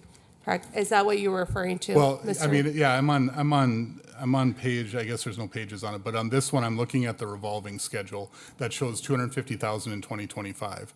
And my only point in this whole thing is that I want the rest of the council to make sure that we all understand that this is an ongoing ask. This doesn't go away, because no matter what, even to continue funding it at the roughly $750,000 we think we have in need, we're going to need to continue to replenish it, mainly for the losses that the program's going to incur. And I'm not saying those are bad things. That's part of any lending program. As you talk to bankers, that's what you're going to hear from them. So I'm not exactly worried about that. But I just want to make sure that we all understand that it's not just, oh shoot, all it's going to take is a couple more inputs and then we're good, because that's not the case. It's going to need funding long term. So, Mr. Mayor, members of the council, if the city believes that this should continue, yes. I mean, we anticipate needs will actually go up. Hopefully, in theory, it will go up. We continue to support our businesses. We see more business activity. That's what we hope to see in terms of the activity in our business climate. But our role as Service Basin is just to essentially keep this open. If you choose not to continue funding this, we have to shift the way that we manage the program, whether it's reducing the interest buy down, whether it's limiting the buy down amounts that our committee approves. Yes, whether it's reinvesting the interest that we are starting to generate to slowly grow that program, that's correct. But I will note that the 10%, we don't intend to, or at least we don't anticipate absorbing that in the next 3 years. We think that in long term, that's what it's going to look like for the program, because that is based on our historical default rates for our programs that we've administered for over 30 years.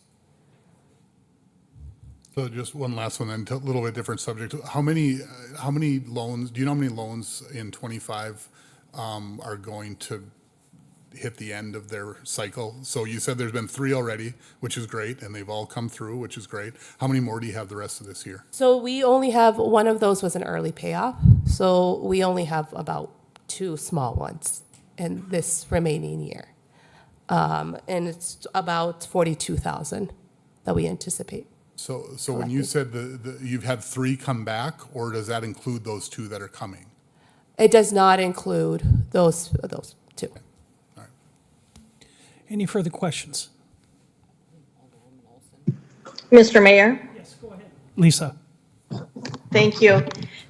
So just a comment and then maybe a little bit further discussion with Griselda, but I'll say as a member of the Service Basin Executive Board, all of the discussions that we have had have certainly not gone in the direction of an everlasting reliance on the City of Minot funding.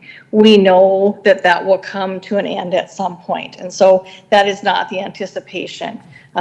Where the City Council in a few years could decide differently, that the investment is worth it, that would be a decision that the city could make, but I know as a board member that is not the direction that we are going in this time.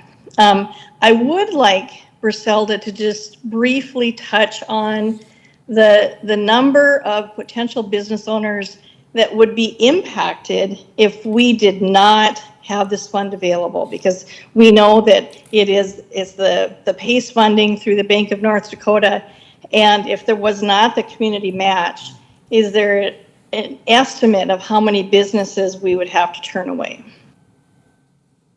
Mr. Mayor and members of the council, if you could go into the previous slide where it highlights the impact, and I can touch on if the program had not existed, period, how many projects we would not have funded.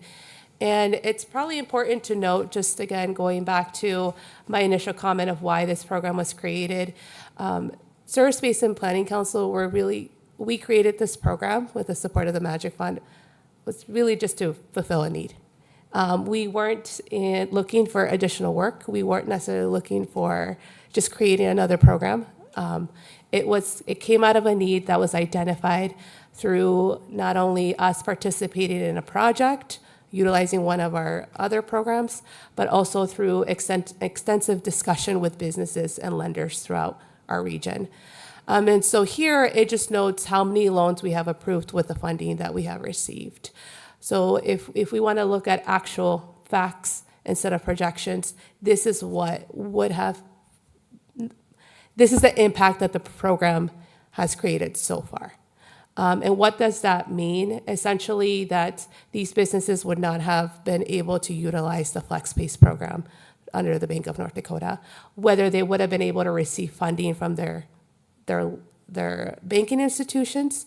I can't give you 100% yes, because every project varies. I can say, though, that there are several that would not have been able to just make it work, especially the first few years as a new business or in their expansion activities. Lisa, does that help answer? Yes, it certainly does. Thank you for that. And again, as a board member, I am very proud that we've been able to provide the funding that we have for these 62 loans, because I truly believe it makes Minot a better place.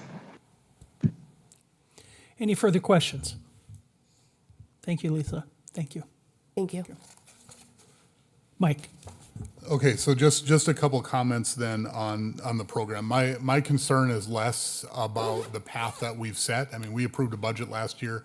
That's why we put the money in the bucket. This is one of the programs that, if you're going to run economic development programs, probably is one of the better leveraged one. I think that's a way I've gotten that in my head from you, Harold, and I appreciate that. At the same time, I just want to make sure that we understand the reality of what we're actually doing. You know, we just have to make sure that we know exactly what those funds are doing, where they're going, what the reality is of the program. And so while I understand what Alderwoman Olson is saying, that, hey, the board doesn't intend for this to work this way, well, then that means the program doesn't work long-term, because it's going to lose money over time. And so we just need to be clear that we understand that, and that the leadership of running the programs understands that, so that we know what the ask actually looks like with each round that we go through. And so that's really the main thing that I want to be clear about. I'll be a yes on this tonight. We set this path with the budget last year, so I'm fine with continuing that path. But I just want to make sure that as we have additional thoughts and asks going forward, that we understand how this program actually works. Any further discussion? Any further discussion? We have a motion and a second on the floor. Seeing none, please record your vote.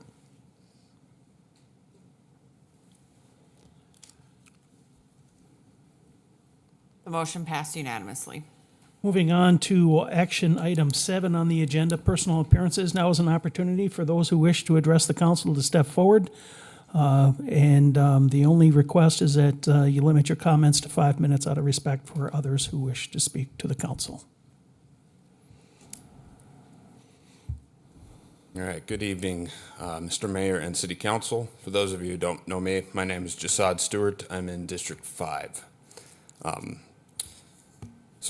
here because last City Council meeting there was an interesting subject that came up with I'm just going to call him the Feet Man, and some concerns with locals who have been assaulted by him or have had just pretty unsettling experiences. And so, including myself, I'll bear testimony to that. He had stalked me for about 45 minutes at a local coffee shop, and I didn't get hurt, but he did try to get me to take my shoes off, and he did reach while I sat in my car at my feet, and I told him to get away. And so, like what Alderman Blessum said last week or last meeting, it could turn out really bad if this gentleman messes with the wrong person for his own safety, the feet man's safety. I think his name's Aaron, as I saw. There should be something done at the local level to give him a consequence, not to because we hate him, because we love him, and to not have any consequences if he's harming other people. That's just not love for neighbor all around. I think you guys would agree that if for some reason I was deemed not culpable for my actions and I felt like walking up and slapping all of you in the face, you'd be, no, that's terrible. You should have a consequence for that. And so I would never want to do that. But the point is, like, just because someone's disabled, I think we should all agree that they don't get a pass to harm other people. And so it grieved me to see, I think his name was Mr. Gerhardt, 13 years, and there wasn't a single magistrate to give him some actual clarity and action now, moving forward. I think the chief of police said something like, doesn't give much consolation here, but we're here to take your phone calls. But I think the city attorney said there was some sort of program of volunteer work for disabled people or whatever. But I mean, what are they going to do if they're watching the feet man and he decides to assault someone? They can't do anything. So I wanted to ask a couple questions and make sure we understand the implications of this apparent law that the chief of police said. He said, sorry, can't do anything because the law is the law. So if some court-ordered opinion has made a certain protected class able to harm others and not be culpable, we're essentially opening the doors for a lot of crime here in Minot. And that's not safe. It also will build distrust between us, constituents, and the police. I mean, it seems whatever this court order was, it rendered our police chief incapable of protecting us from people like the feet man. So my question is, what law specifically or court-ordered opinion would deem people like the feet man unaccountable or not culpable for their actions to harm others? Like what specifically? Is this a law or is this a court-ordered opinion? That's my first question. Who can take that? Chief? Not seeing anybody rush to answer this question. So there's a fitness to proceed hearing that takes place in some court proceedings, and I believe that that's occurred in this particular instance. So there are, for what it's worth, there are mental health committal proceedings, but those proceedings are confidential. They can't be discussed in a public forum, much like HIPAA standards. So that is something that I can't discuss in a public forum here today. But there's also You don't have to talk about his. If I may, there's okay. also a guardianship proceeding that I've only seen forward momentum on, but it's not something that's going to be resolved in a week. There's a lot of work that has to be done on that as well. And so I know there's a sergeant at the police department that has worked tirelessly to gather all of our interactions with him, and that's all been provided to the individuals that we can provide it to try to help generate that forward momentum. But the updates on this, they may just not be public, I'm afraid, given like the protections that are afforded to people's private health information, their mental health information. But it may not be something that we as a city council or as city staff can just publicly announce to everybody that something's happened. But as far as everything that I'm aware of, and I may not be privy to everything that's going on, all I can see is forward momentum so far. Sure. Respectfully, I did ask, though, like, people like him, what laws or court order opinions are done. I guess, yeah, you kind of... So typically in those proceedings, they will have a mental health professional come in and spend some time with the individual to render a recommendation to the court on whether they're deemed fit to proceed in a criminal proceeding or not. Yeah. Okay, so it is a court-ordered opinion. It's not a law. It's a Okay. proceeding. So it's a proceeding that happens in front of a court, in front of a judge. They'll order A mental that health an worker or whatever evaluation- gives an opinion. Yes. And then the judge says, okay, let's go with that opinion. But that's not law in Minot, correct? That it's an order- disabled people can harm, disabled people that are deemed not responsible for their actions can go freely harming other people. That's not law. No, sir. If Right. that happens, I encourage you to contact law enforcement, Which regardless. we have. That's the Let's thing. have discussion. If you ask a question, please let her answer before we continue. The back and forth. Running over each other is no good. So, go ahead. Go ahead. Okay, yeah, respectfully, Mr. Mayor, I thought we were engaging in a dialogue. So, that kind of derailed the flow there. So do you remember where we exactly left off? What law, Mr. like, is Stewart, there a but law? I can stay behind and kind of have that conversation with you offline in the interest of keeping the meeting flowing, if that's okay. Okay, I mean, it's a pretty straightforward question. Is there a law in City of Minot that allows a protected group to freely harm other people? And so I had said no. Okay, There is that- not. thank you. I encourage anybody who experiences that to contact law enforcement. And then I'll end with this and then move on to the next question. Mr. Gerhart did give quite a bit of his experience of harm, as well as all the public records, and me just now explaining how I was being stalked. You know, that these are multiple accounts. So, okay, moving forward then, my next question was, if the law's the law, and according to the chief of police, can't we have so that people won't get harmed, since there's a record with this gentleman, can't we have like a patrol car at the Feet Man's house? I mean, it sounds ridiculous, but if he can freely harm people at the moment, I know you said it's not law, city attorney, but the state's attorney ruled that this man's not culpable for his actions and he has a record of harming people. Shouldn't it be wise, until that gets all worked out at the state level or whatever, that our police at least keep someone on site to keep an eye on the Feet Man for his own protection or for others? Because like Mr. Blessum said, Alderman Blessum, if it was my daughter that this man assaulted or whatever, and it got down to blows, not only do we want to protect this disabled or the mentally unstable man, but you want to protect people like me or whoever else in this community who could be a victim. Because if they're trying to defend themselves from him, when we get charged with assault, if he's, capable of breaking a man's leg, as we heard last time, that's pretty concerning. If someone's defending themselves and say they broke the Feet Man's leg, do they get charged with assault, even though the Feet Man initiated it, It's sticky and this is ridiculous, but this is kind of the implications of what I'm gathering from this. So, like, would the police? My question is, would the police be willing to at least leave a patrol car on site at this man's house until this is resolved? He lives on his own, so you'd think he'd be culpable, but I'd be willing to let Chief Police talk. Okay. Well, first thing is that this is a much more complex issue than just that.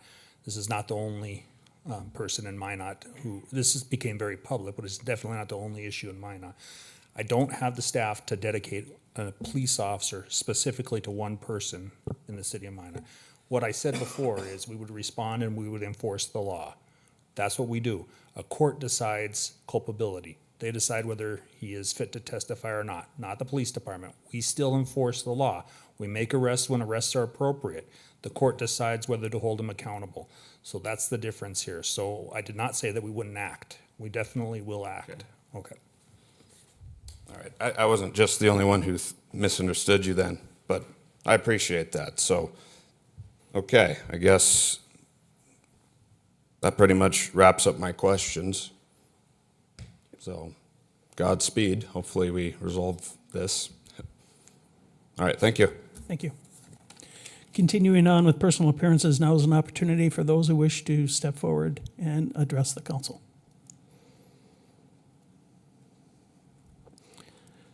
Seeing none, we will move on to item 8 on the agenda, miscellaneous and discussion items. Item 8.1, the ISO report presentation.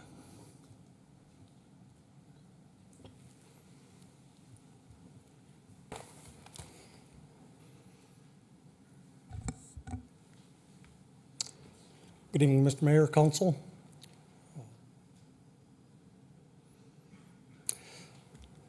Battalion Chief Maxwell at the Fire Department. Recently, we had our most recent ISO report came in mid-January. So the purpose of this presentation is to explain the ISO report and the importance of the ISO rating to the city of Minot. Understanding the ISO rating system. How do they evaluate the municipality? The categories they go through are the fire department, water supply, emergency communication systems, community risk reduction, and how that impacts our insurance premiums. So within the fire department, they go through how we're responding to the calls, what kind of trucks we're responding with, whether they're a pumper, what their capacity is for pumping, what kind of ladder trucks we're responding with, the types of equipment we're carrying. Water supply gets into the 3,500 gallons that's needed for a fire within an area. The testing and flowing of the fire hydrants within the city. When it comes to the emergency communications, it gets into the number of people working, the amount of time it takes them to answer the call, and the time it takes for them to get us dispatched to the call.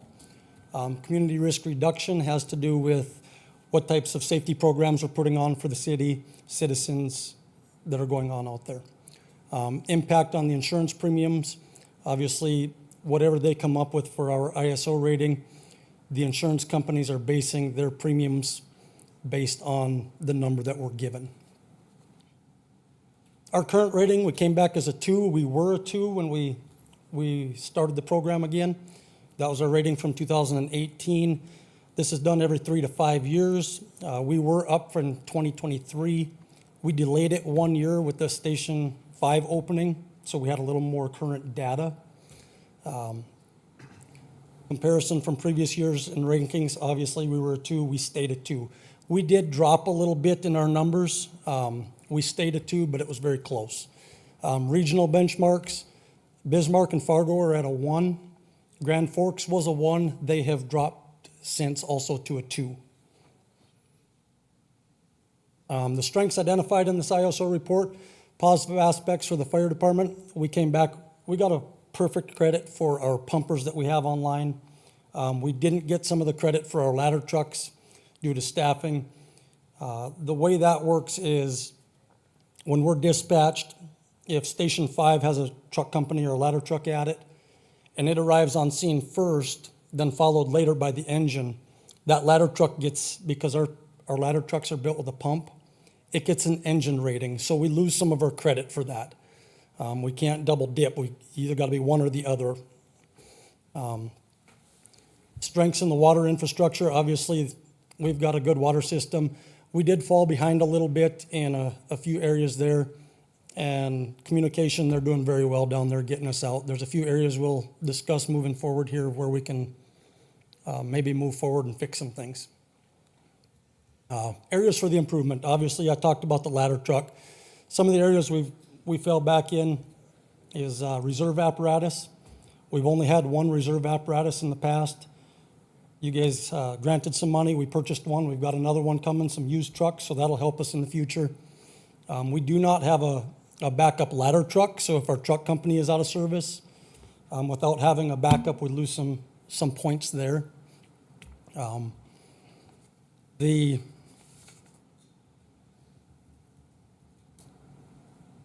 we fell back very little overall. Overall, we dropped back like 2 points. 2.7 points is what we fell from last time on our overall. We went from like an 82.7 to an 80 point something.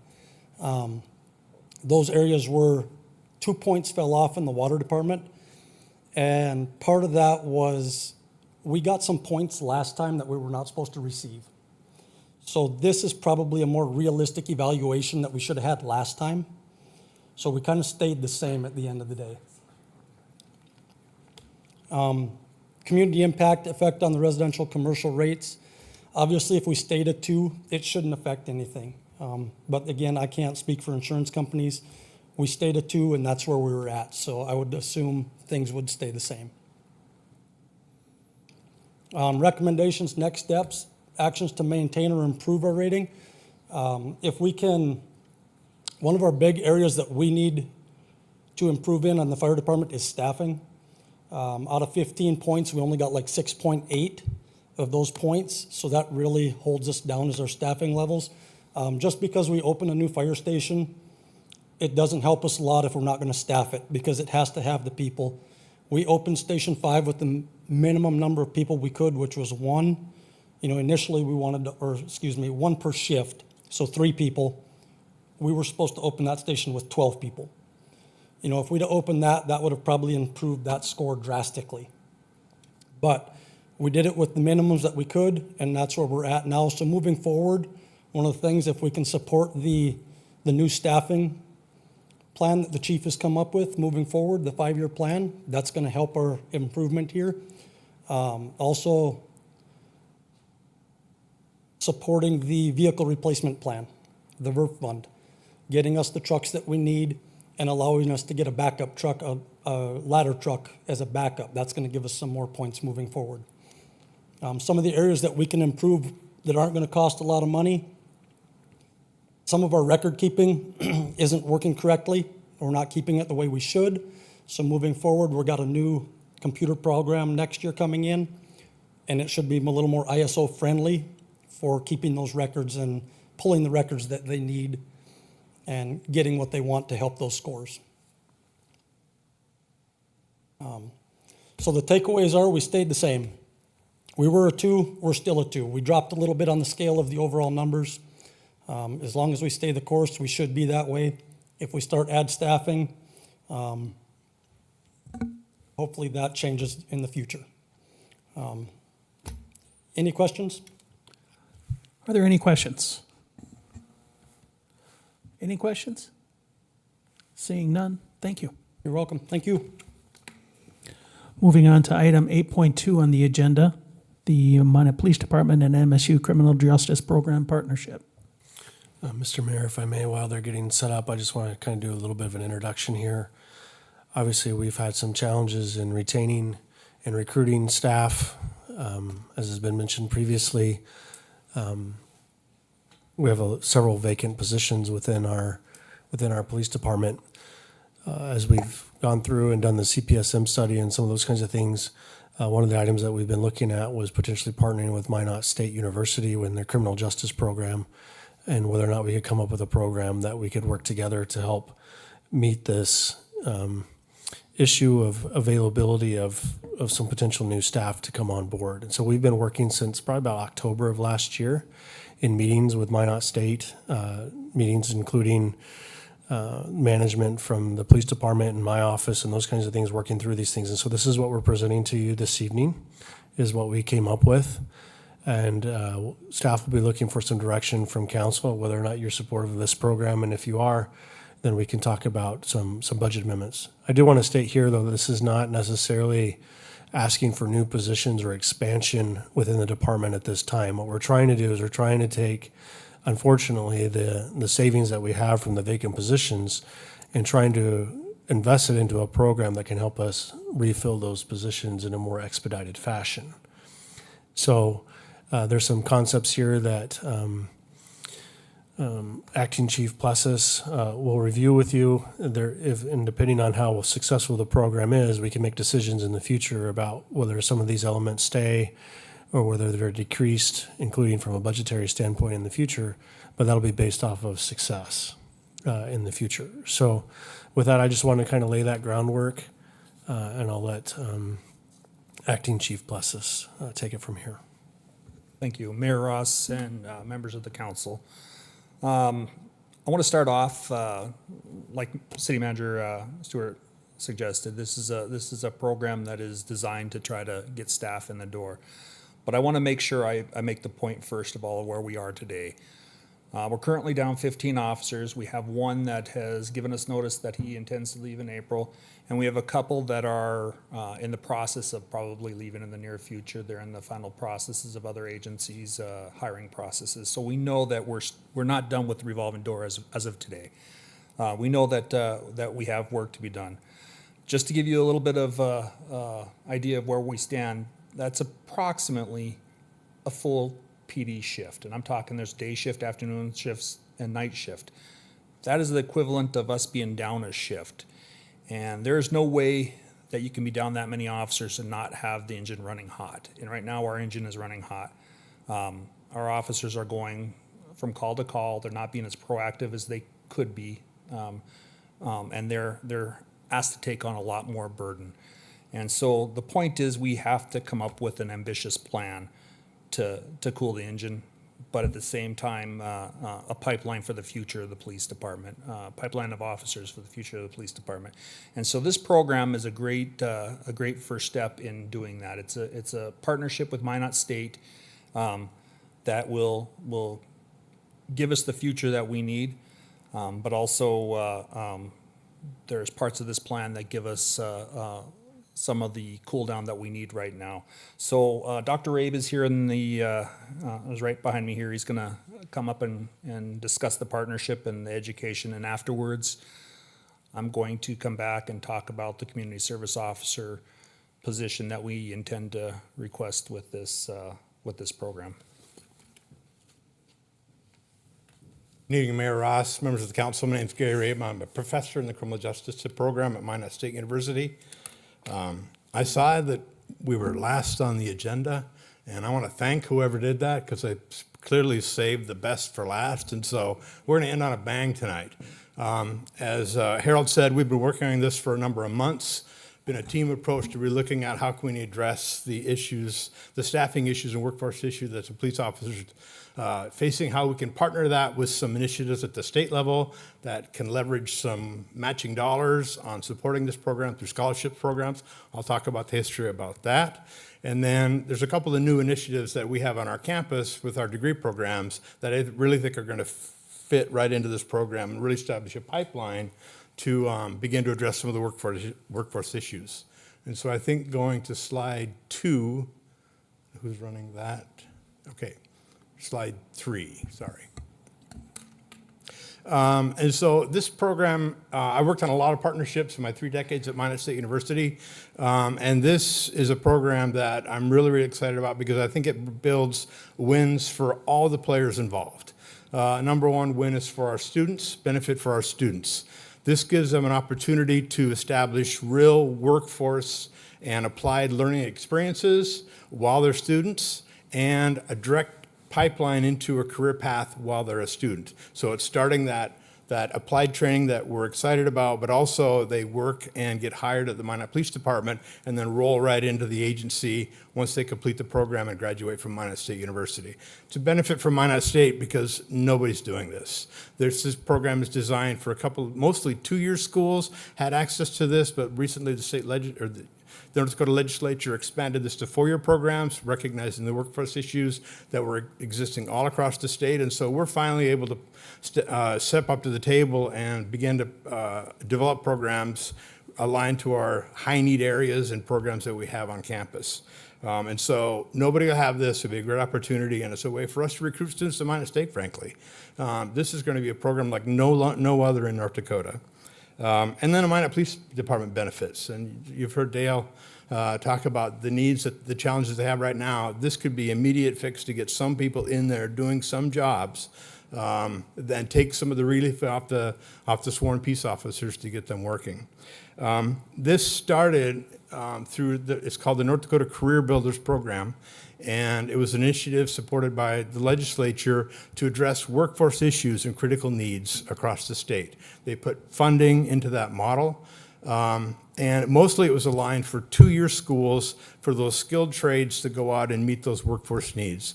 They've since opened it up to 4-year programs, and recognizing that one of the career needs, workforce challenges they have is law enforcement and criminal justice. And so that brings us to the table. And secondly, they opened it up to 4-year schools. We didn't have access to this 2 years ago.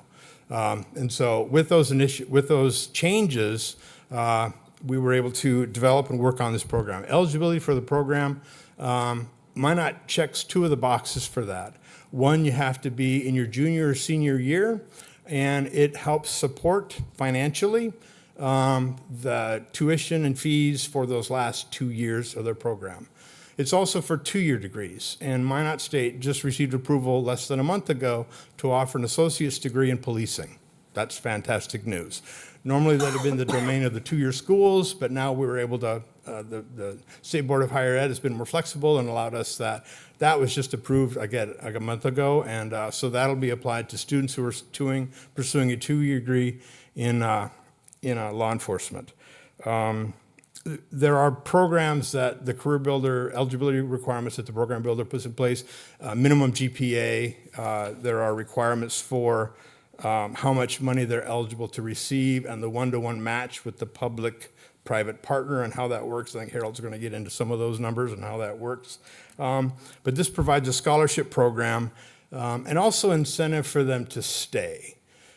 Because what the state's putting this money in, and hopefully Minot, the city of Minot's putting some money in, but you have skin in the game. The students have skin in the game that they're required to stay in that position for 3 years. And if they don't, they pay it back. And this is the way that we've designed this right now. The tuition and fees are covered. There's also money that will assist them with books, housing, and they're employed. So they're receiving that as well. And so it's a win-win for everybody involved. And I think that's about all I have on just how the program is designed and our role in the program.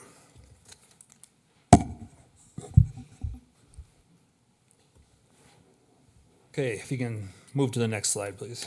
All right, so I talked about the heat of the department right now, and the engine's hot.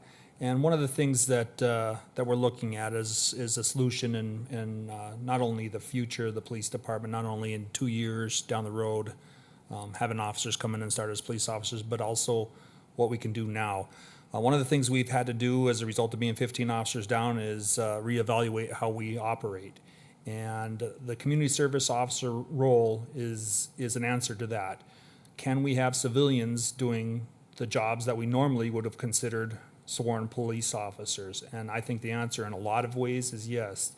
Some of the responsibilities that we think these civilians can actually fill is they can assist in accident investigations, not only directing traffic and all that stuff, but also investigating the accident. You can actually specialize them just as a police officer. There's no magic wand that makes a police officer an accident investigator.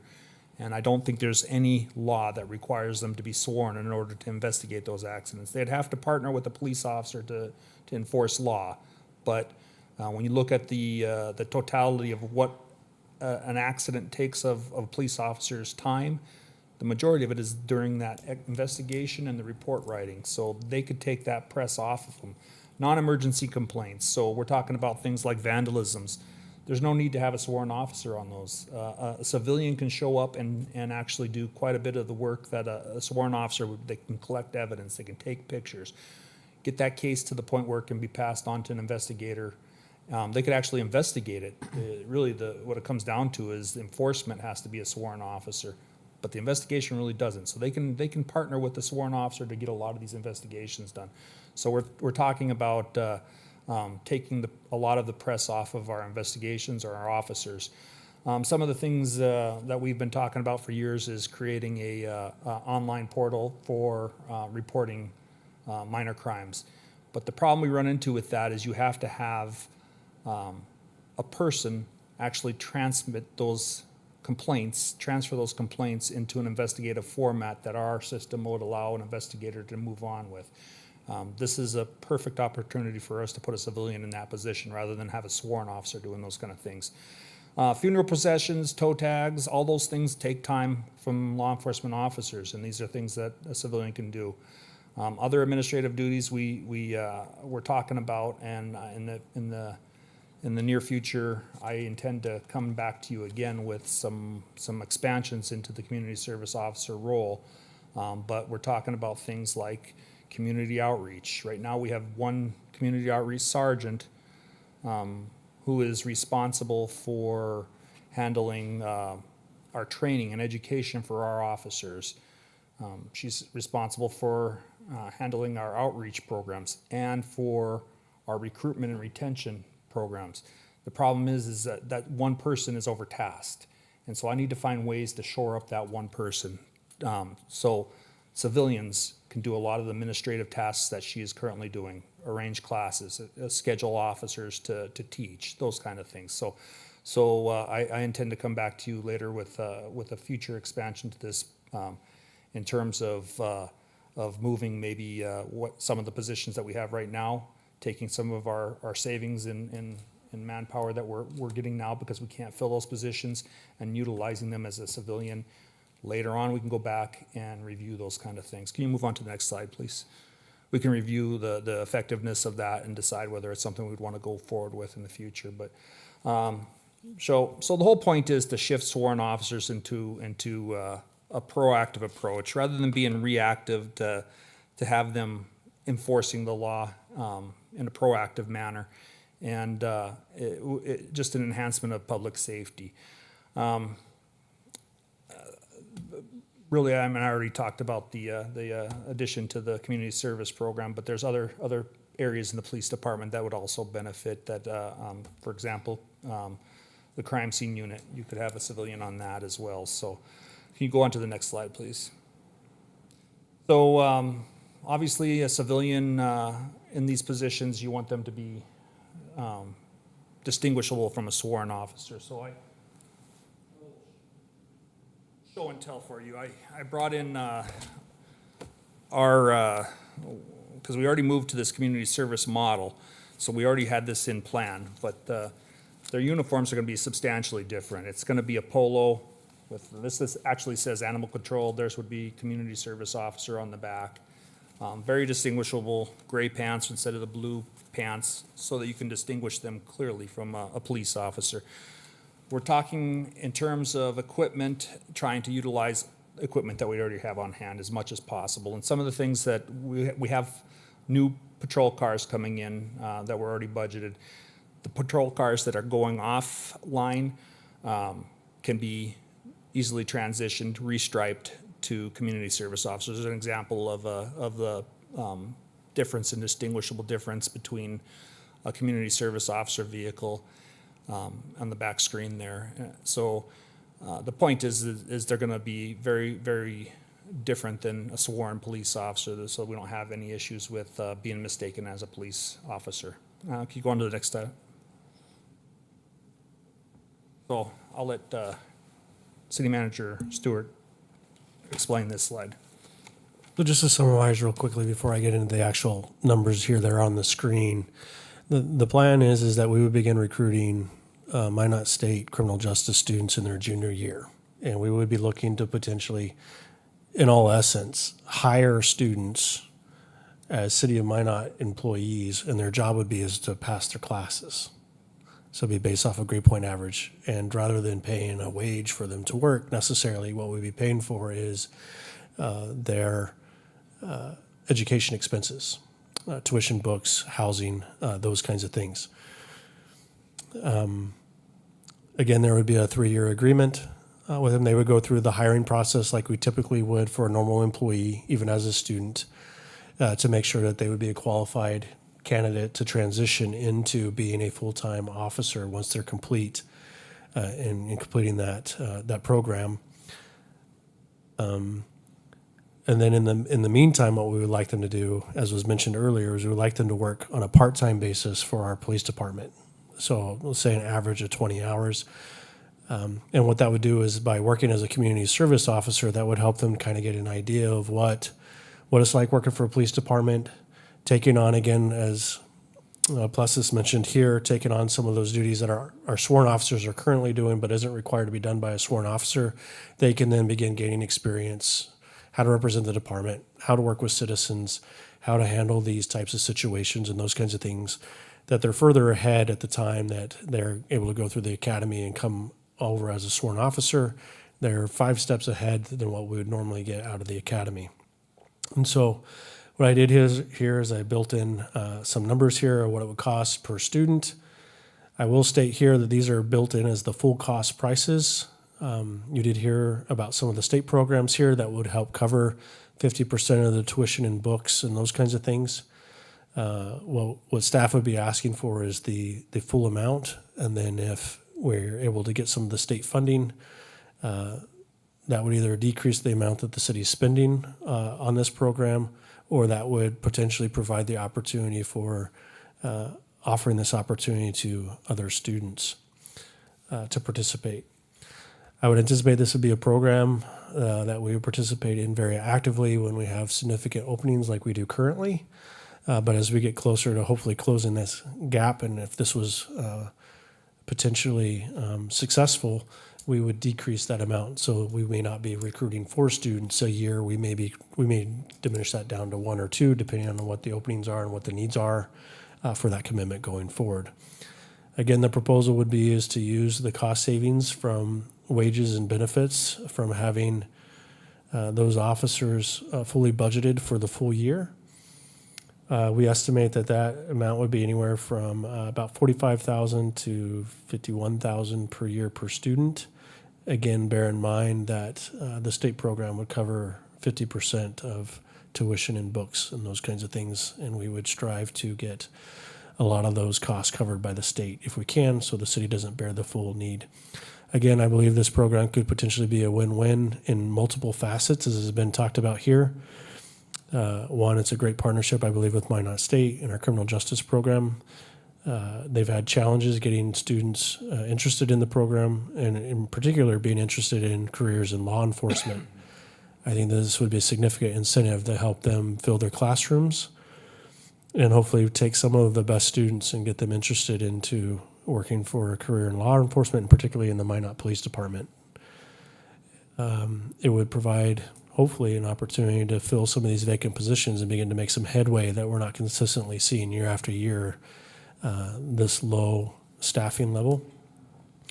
And then I think third and finally, as Plessis outlined, is this would help take some of the weight off of our current officers, that they can be utilized more efficiently on high-profile issues, and some of the more regular day-to-day stuff could be addressed with the community service officers and these students gaining that experience going forward.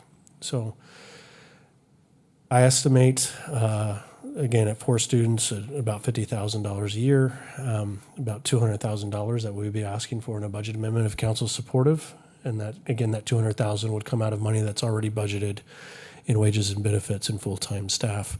We still have some things that we have to work through to make sure that everything's legal and those kinds of things, but we at least wanted to touch base with you at this point in the concept to make sure that this was something workable, that as we continue to go through and put the final details on this, that we're on the right track. Mike. Thank you, Mr. Mayor. So Harold, a question with this. Did we have, and I apologize for not knowing the answer, but did we have anything budgeted in the 25 budget for CSO positions? I know that concept has been thrown out, but did we have dollars already there? We did, but I think most of that was converting some current positions that we have, like he had the animal control officer. We've been working on converting those positions into CSO positions. Again, this was a recommendation that came out of the CPSM study. But again, it's that concept of trying to transition duties and responsibilities away from a sworn officer that can be done by a civilian officer. That's what we're ultimately doing. And we did have some of these positions budgeted, and as Plessis talked about earlier, there'll probably be an additional request for that full-time capacity. Again, what we're talking about here with the students is just on a part-time capacity. but there is potentially some need on a full-time capacity as well that we didn't want to muddy the waters talking about both of them together tonight, but he'll address that at a future council meeting, but I'll let Plessis respond as well. Mayor Ross and Alderman Blessum, yes, the three, so our 2 animal control officers and our parking control officers were converted into community service officers, which is going to fall into this model. They're going to be utilized a lot more fully in terms of what we can use them for, but that doesn't take away the current need for animal control, and it doesn't take away the current need for parking control. So their duties won't change substantially as in each of these individual officers, but the ability to use them will be greater, I guess. And just if I can continue, and really, and I mean, I'm sure you know the point of my question is that if we already had CSOs coming through the budget, that makes this lift even easier than it looks on paper. But it sounds like those were done a little bit different way. So as we look ahead to 26, if we're headed towards this model, we like the program, we want to put it in place, we would see those come in. We'd have the 3 that are there. We'd see at least some fractions of CSOs coming through for this program and potentially even other full-time. Is that the best way to think of that? Mr. Mayor, Alderman Blessum, yes. So the 3 positions that we currently have is we took 3 existing full-time positions and basically retitled them and changed the job descriptions into CSOs. That was a need that we always have. That's a need that we'll continue to have. This program that we're talking about this evening is a new program where we're asking about potentially bringing on some part-time CSOs in conjunction with this recruiting process with the university. So those would be new part-time manpower available to the police department that we don't currently have, but those funds would be paid not out of the CSO wages that we have budgeted and filled within the position. These new costs would be paid for out of the savings that we have with the vacant full-time sworn police officer positions that we have that are vacant. Yeah, and so if I can continue, and so for 25, if we were, let's say we got it going for fall even, that would definitely be the case because that's how the budget looks today. In 26 though, or beyond, would you envision starting to have this be the design and laid in the budget that way rather than using the savings? Mr. Mayor, Alderman Blessum, I would believe that the CSO concept in general, particularly the full-time ones, would continue in the future, and we'll have some discussion later whether we should have 3 full-time CSO officers or 5 of them or whatever that is. We can talk about those through the budget processes and those kinds of things. This program specifically with Minot State would be turned on and off more aggressively or less aggressively depending on how many vacant police officer positions that we have.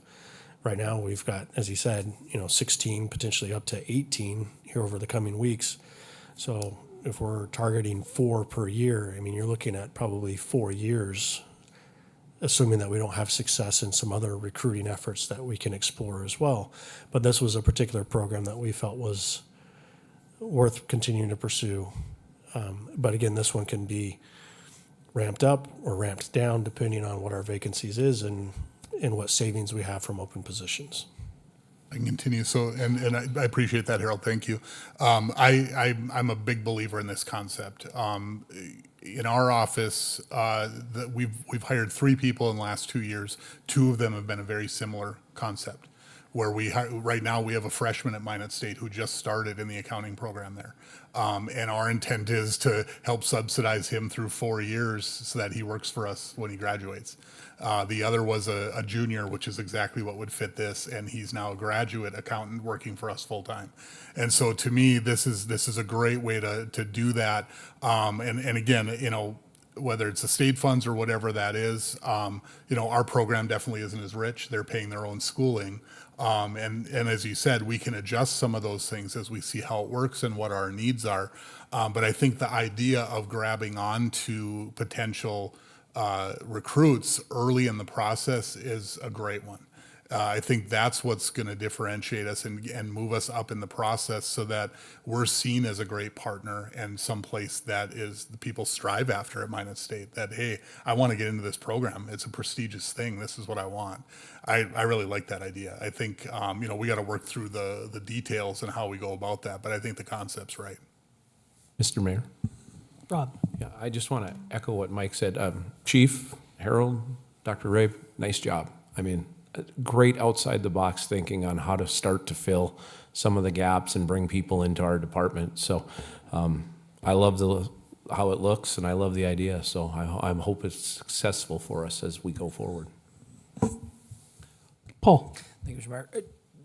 To whoever wants to take this, what is the education requirement to apply for an officer position?